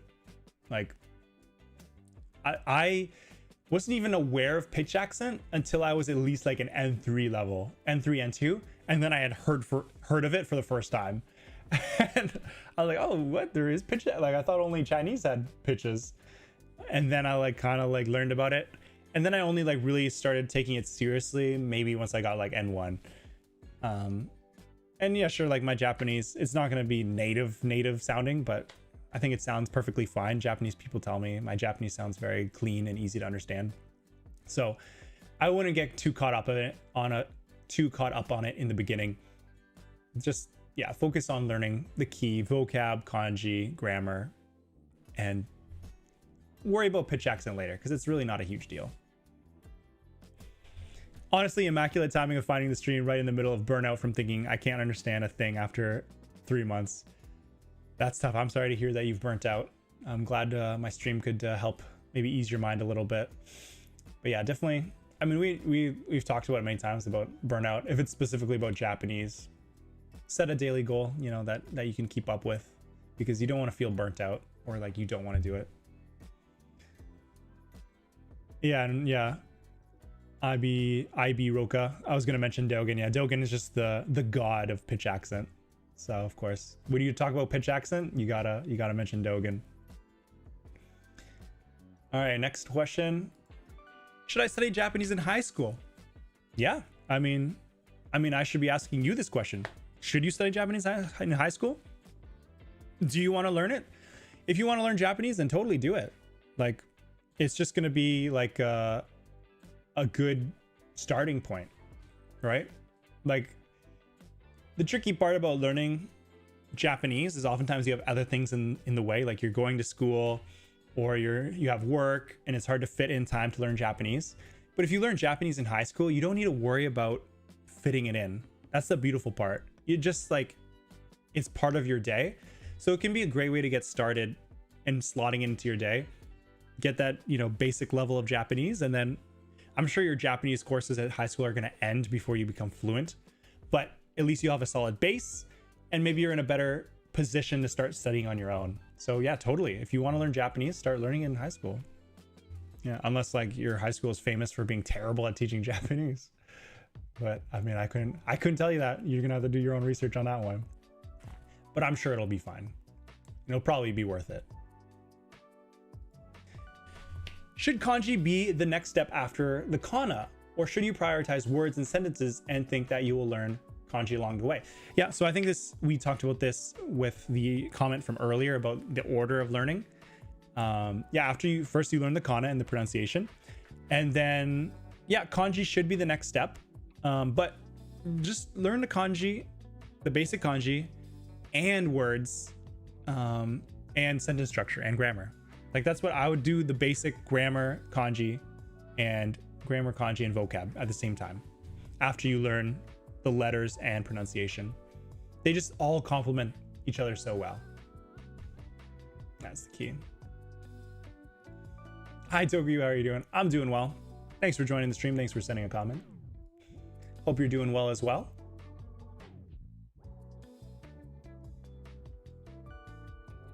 So what was or is, oops, sorry, I kind of clicked away. What was or is your process to get really good at pitch accent and accent in general?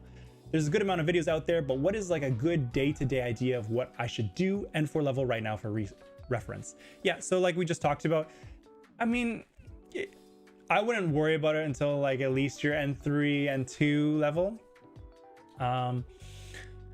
Process to get really good at pitch accent is you can test yourself. So there are dictionaries like J Accent. This is an app as well. So I have this downloaded on my phone, but yeah, I don't even think they have like a browser version. But essentially it's like a dictionary where you can look up Japanese words and it'll tell you what the accent is. So if you want to say like practice listening for it, I mean, first, yeah, watch the Dogen videos, which it sounds like you have watched a lot of videos, and understand what the four types are. I wonder if 4 types of Japanese pitch accent. Japanese pitch accent. I wonder if we can find a video of it. Yeah, it might be here. Not. Yeah, I don't know if that's all of them, but like basically there are 4. Like you put the stress at the beginning of the word, atamadaka, or the middle of the word, or the end of the word, or it's just flat, right? Those are the 4 types. And so I'm sure you're aware of those types since you watch those videos. And you can just test yourself with J accent. Like think of a word in Japanese and be like, hey, what do I think that is? And then look it up in J accent and you'll be like, oh, okay, so kakunin. So they'll write it in this kind of way here. It's a little bit small, but they'll write it with this like red line here to show that this is technically, it looks like it goes up, but this is like the symbol for flat. So it's like kakunin. So this is a flat word. So you can just kind of test yourself like that by looking up words in J accent. And I mean, at the end of the day, I think you just kind of have to practice speaking. I think shadowing is probably maybe the most efficient way to get good at it. And shadowing, if you don't know, is you say watch a video or listen to audio in Japanese and you speak along with them, right? So while the Japanese person is speaking, you're speaking the exact same thing they're saying, and you try to mimic them as closely as possible as you can. And when you do that, you're listening to a native speaker say it while you're saying it, and it becomes very painfully obvious what about your Japanese doesn't sound natural. So when they say kakunin, so kakunin, it's not like kakunin, it's kakunin, it's more flat. So say if you're in a bad habit of saying kakunin, which is a slightly off pitch accent, when you're doing the shadowing, the native speaker will say kakunin, and you'll say kakunin, and then you'll hear that discrepancy while you're speaking. You're like, okay, whoa. That's not what it is. And you can rewind it and do it again. Okay, what does it sound like? Oh, kakunin. And then you can practice speaking alongside a Japanese person. And honestly, that's probably the most effective way to quickly do a bunch of shadowing, or a bunch of, I should say, pitch accent practice, is through shadowing. Yeah. So that's what I would do. And it is already 11:30. Gosh darn it. So with the last half hour, I'm going to start focusing on answering questions about life in Japan. I mean, feel free to still ask questions about Japanese, but I will prioritize life in Japan questions. So let me refresh my inbox here just to make sure I have them all.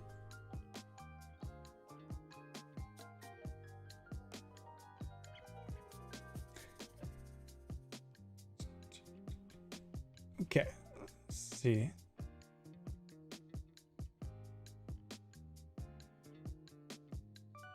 Okay, so yeah, any questions you have about life in Japan, please ask them, and I'll do my best to answer them.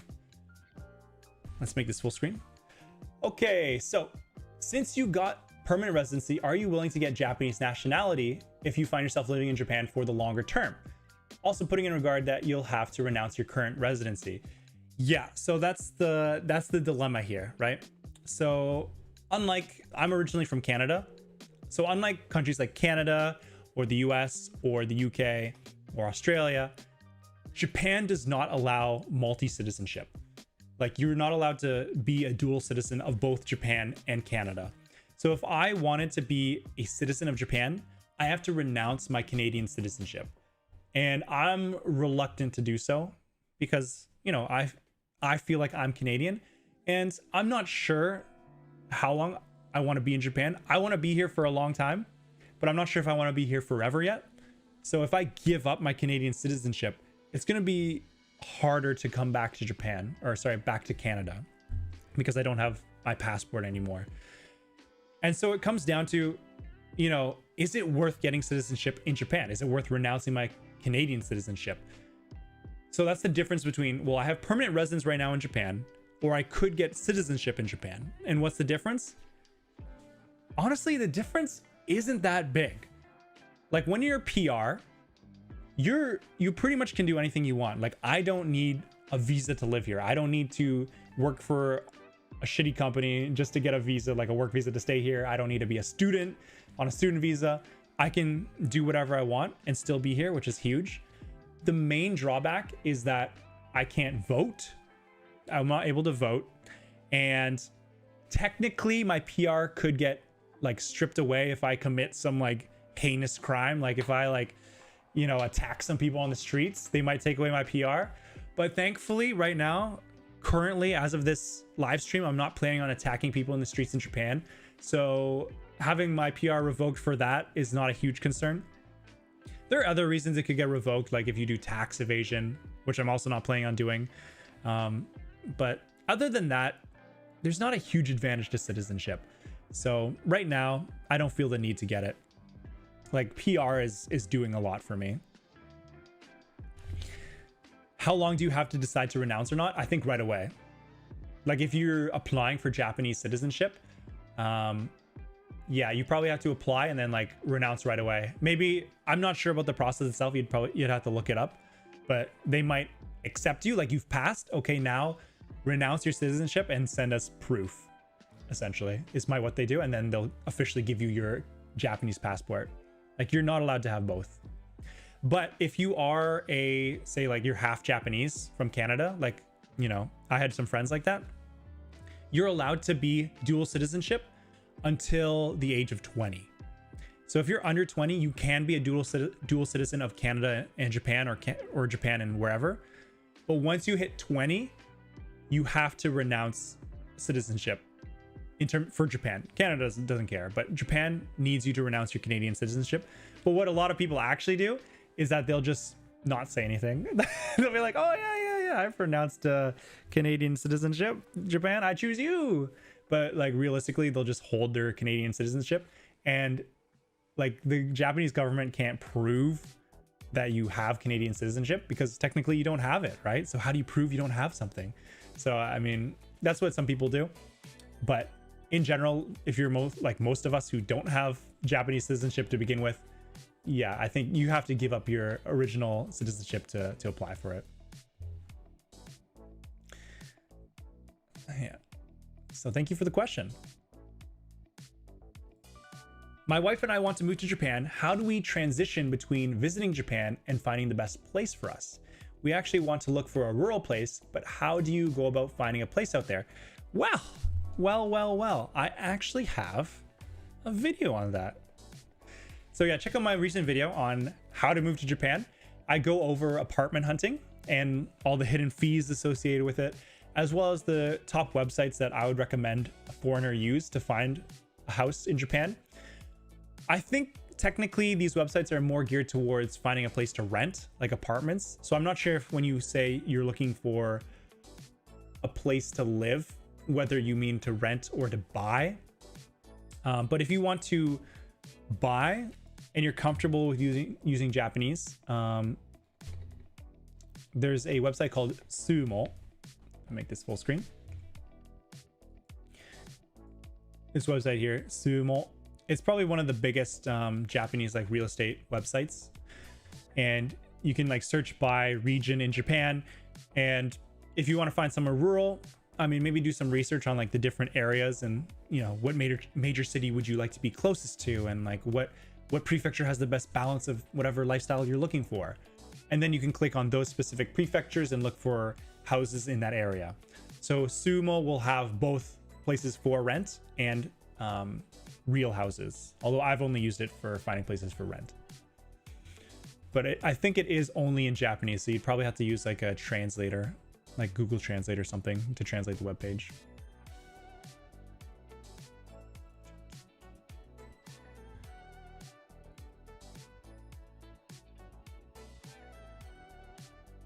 Okay. Hey Tokuyuu, just joined, so apologize, this was already asked. When it comes to moving to Japan on a work visa, do you feel any anxiety that your degree would not be desirable enough to find a job? I have been fortunate to have been working in cybersecurity for 4 years, but I have been wanting to make a career change in the IT space to get my bachelor's and master's degree. However, I'm worried that I won't be sufficient to land a job in Japan, or for it to lead to a job, have rough working conditions and eventual burnout. Do you have any advice? I've watched your video on how to find a job, but still have worries. Yeah. And you've been putting time into studying Japanese and been staying motivated and consistent thanks to your videos. Thank you. Thank you for watching my videos. I mean, for me, I didn't have that anxiety.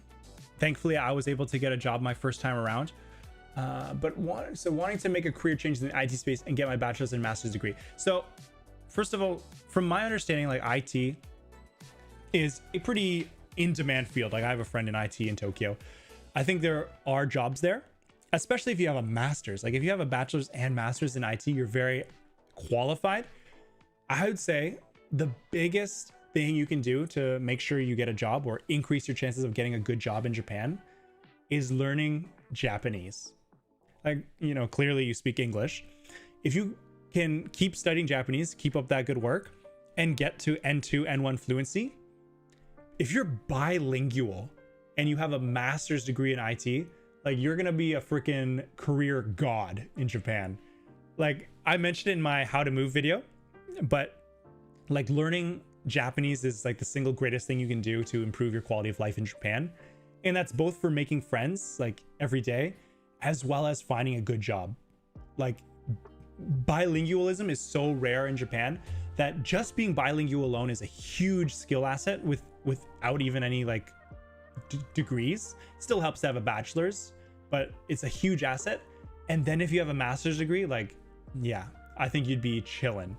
So really focus on honing in, staying consistent with the studying in Japanese, which you've been doing. And I think you'll be totally fine. And then you just apply for the jobs. You've watched my video, so yeah, you can try the Boston Career Forum, or you can applying to jobs directly. And somewhere, I strongly believe, I can't guarantee you, but I strongly believe if you're bilingual and you have a master's degree, you will not find it too difficult to find a job in Japan. So I would say keep up the work and don't be too anxious about it.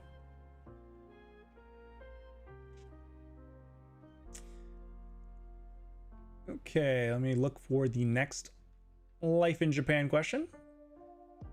A lot of Japanese language questions, but you know, gotta stay on schedule here. Make sure we answer the questions that we're on topic for. Okay, what are the difference of houses in Japan? Do you mean like the difference between like houses in Japan versus the West? Because if that's the case, they're a lot smaller.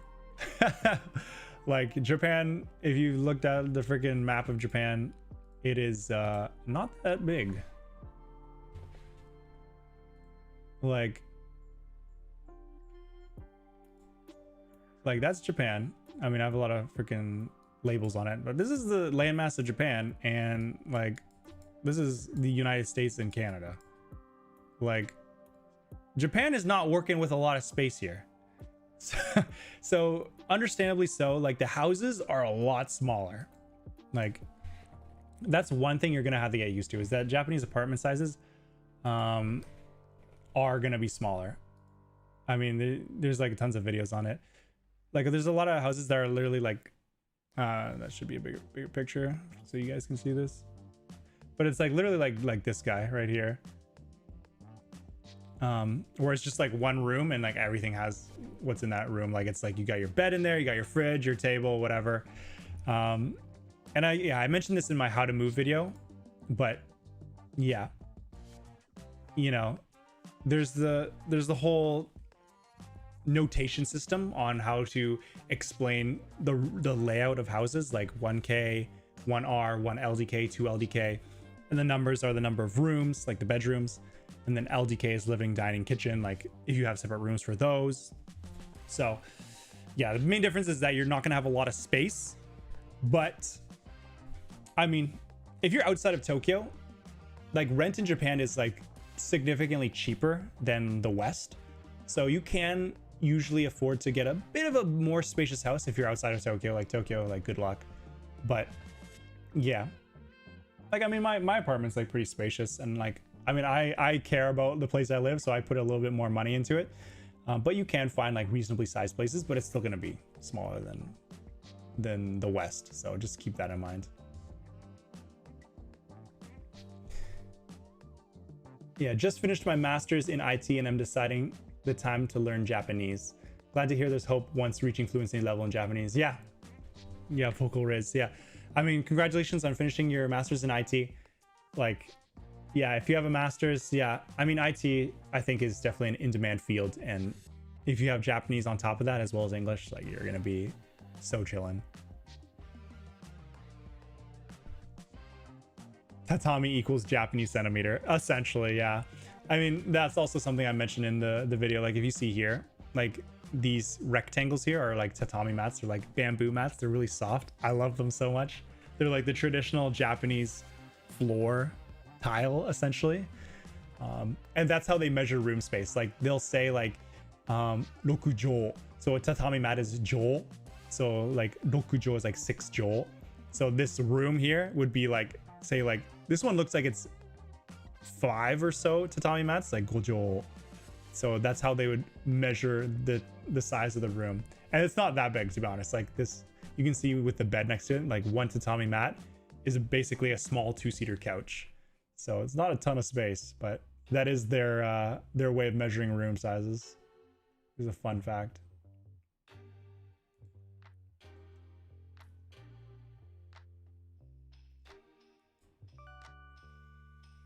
Okay, what can you do in Japan when working remotely? I mean, you can do anything. Like if you have a job like abroad in your home country and you're just visiting Japan while you're working remotely, I mean, what can't you do? Like you're basically just traveling to Japan, but you just need to make sure that you get your work done on your remote work. So, I mean, I guess you need to make sure that if you go to like, say, the rural countryside of Japan, you got to make sure you still have internet connection so you can do your job. But other than that, yeah, you finish your job and then, you know, go outside of that. Yeah, you just got to figure out your balance, but you just treat it like you're traveling.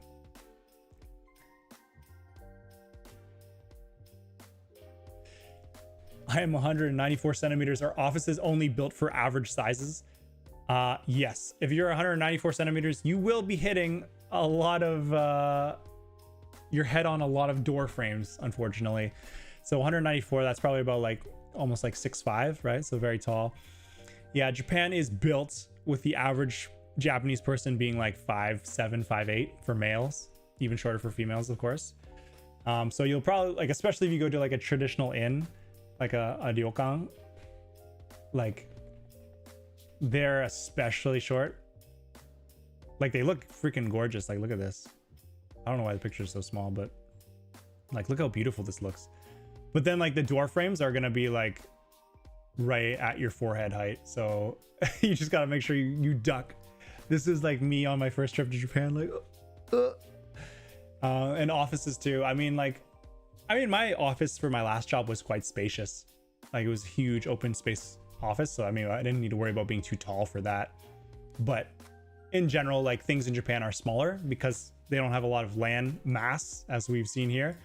And yeah, the doorways can be a little bit low, especially for traditional places. So it's just something you have to get used to.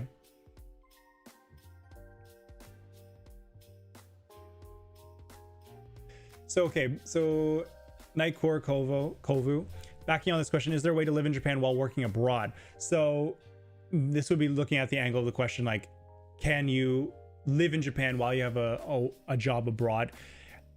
So, I mean, I think a lot of people want to do that because then you can avoid having to learn Japanese right away, right? Because you can still work for your English-based company or whatever. I'm not an expert in the area, but what I've heard is that there are agencies that will sponsor you. Like I don't remember like what they're called. You'd have to like look into it, but essentially like, like you'll have your remote work in home country, right? So you'll have your job in your home country, and then there'll be like Japan. Right, and the key here is that there's gonna be like a proxy company. So there's two ways to do it. So this is one way that I'm not an expert in, but I've just looked it up briefly. So usually like you need a visa to be in Japan, right? Like you need a work visa. But if you're working like for a company in your home country, like remote work, like Japan's not going to give you a visa because you don't have a reason to be in Japan. But there's these things called proxy companies that will essentially hire you, and they're proxy companies in Japan. Like they're based in Japan, so they're Japanese companies, but they'll hire you and basically be your sponsor in Japan while you still work for your work in your home country, and that way you can still get a visa. I have never done it. I haven't like talked to anyone who's personally done it. I've just looked it up before, but it could be something worth looking into. And of course, option number 2, there's also the digital nomad visa, which I again mentioned in my how to move to Japan video. But essentially, if you make a certain amount of money and you apply for the visa, you can stay in Japan for 6 months with a digital nomad visa. And typically you can only stay for 3 months without it. So without the digital nomad visa, if you're just traveling to Japan, you typically only can stay for 3 months, but that becomes 6 months with the digital nomad visa. But the catch is you have to reapply from outside the country. So from my understanding, reapply for the digital nomad visa as many times as you want, but you need to be outside the country. So you go to Japan after getting the visa, you stay for 6 months or so, then you have to go back to your home country or at least outside of Japan. Then you reapply for the digital nomad visa, and then you can come back to Japan for another 6 months. So that's a way that you can work remotely in Japan.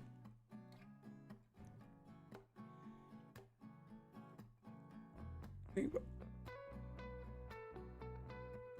want to learn Japanese. Okay, my native language is Arabic. I want to learn Japanese, but I'm not fully fluent in English. Should I start Japanese now or improve my English first? I mean, yeah, up to you. What's your priority? Like, I mean, if you want to learn Japanese, then learn Japanese. I mean, English is obviously the international language, so it's going to be very practical for watching international YouTube videos or doing it traveling or literally anything. Just depends what your priority is. Do you want to have like a marketable language, which is English, or do you care more about like your enjoyment in knowing Japanese, which is not as marketable or practical in a way, but if you enjoy it, then learn Japanese. Totally up to you.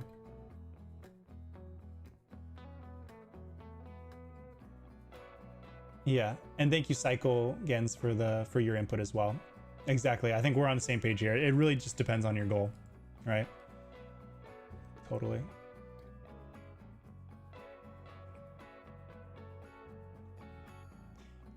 What do I think about audiobooks to learn Japanese? Is it as good as reading or even better? Yeah. Do you ask this question on my post? I feel like I read this before, but yeah, so it's a good question.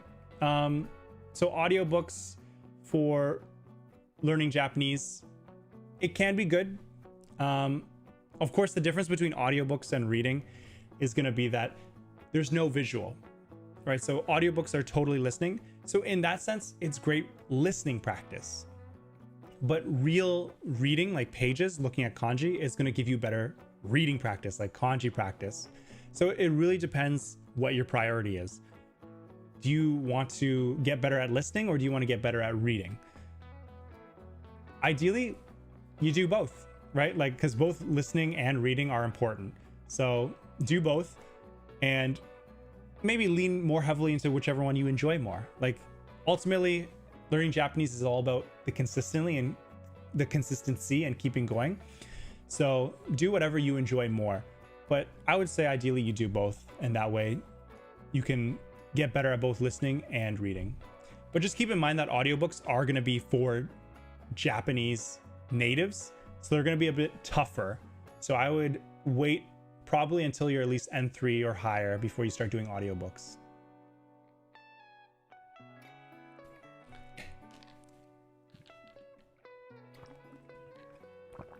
Take a quick drink because I think I've forgotten to drink this whole time.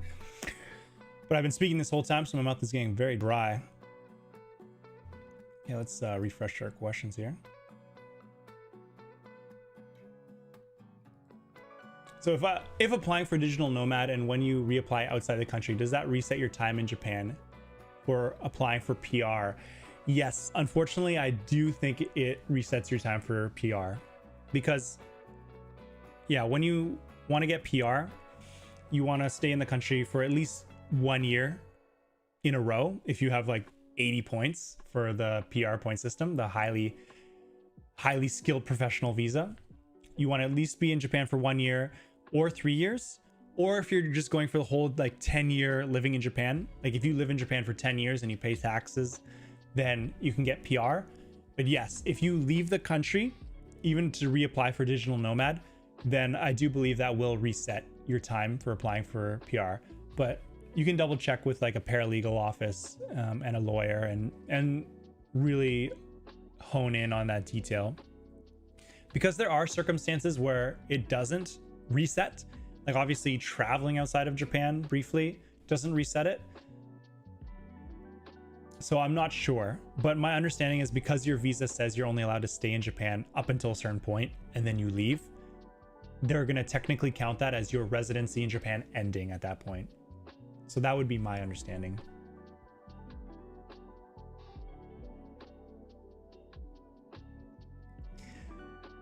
So what type of visa should I get if I own my own company? And how can you basically transfer your company to a Japanese company while still not losing assets in all that stuff? I mean, gosh, I am not an expert on transferring businesses by any means in Japan. What type of visa you should get?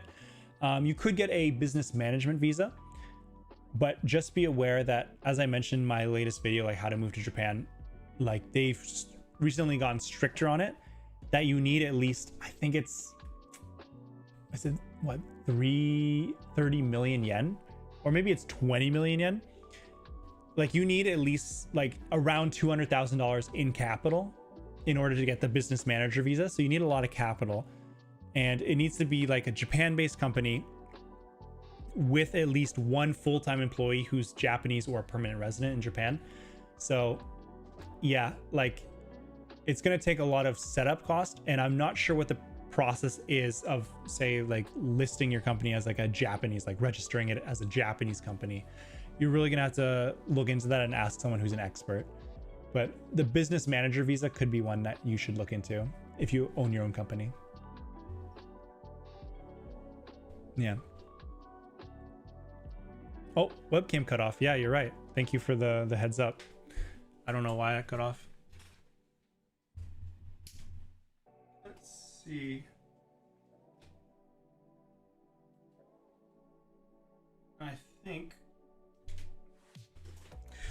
I think my camera probably overheated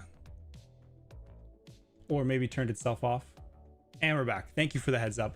Yeah, I'm using a new camera here, and it might have like an auto turn off function that like after it's been on for like an hour and a half straight, it turns itself off just to I guess like a power saving, or maybe it's overheating after being on for so long. I'll have to look into that so it doesn't turn off next time. But yeah, thank you for the heads up, Nikor Kovu. Appreciate that. Yeah, I think I have to also just say it's asking me like, oh, your battery is like, we can't guarantee the safety of your battery. Is that okay? I'm like, yes, please just keep running. I will take a battery melt right now. It's all right. What visa should I get if I want to be a network engineer as a fresh grad? Work visa, definitely. Like apply for a job in Japan and get a work visa for a company in Japan, especially if you want to be a network engineer. So, and being a fresh grad also helps for getting jobs. Japanese companies love hiring people who are fresh graduates. Thank you, Tokuyuu. Love your videos, and thank you, Psycho Gens, for the advice. Yeah, thank you, Psycho Gens, for the advice again. And yeah, thank you, Amadal Musa. No problem. Thanks for joining the live stream. How reasonable is it to try to get a job in Japan after high school, or is it better to go to university and then Japan? Yeah, I mean, Japanese culture is still very traditional in the sense that they like you to have a bachelor's degree. Like it just looks better. Even if the bachelor's degree isn't related at all to the field you want to get into, they do like you having that bachelor's degree. So getting it would help you get a job, but you could get a job still with just high school. But you would almost certainly need to be like fluent in Japanese And getting a bachelor's degree will help 100%. It'll open your job opportunities. Yeah, so if you could get the bachelor's degree, or maybe go to university in Japan, then you can at least, you know, live in Japan while doing that. That could help as well.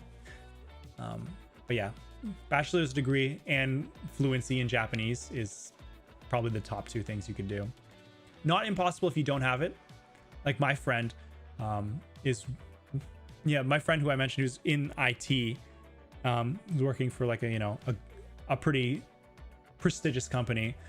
He doesn't have a university degree, but he's also like totally Japanese English fluent. And he worked at a lot of like shitty companies before he got to his like better job. So you'll probably have to be a little bit, you know, more like scrappy with like finding the good jobs and slowly building up your resume. And almost certainly you would want to have Japanese and English proficiency. Yeah. But with that being said, it is already 12 p.m. Kind of insane. I did not notice the time just fly by.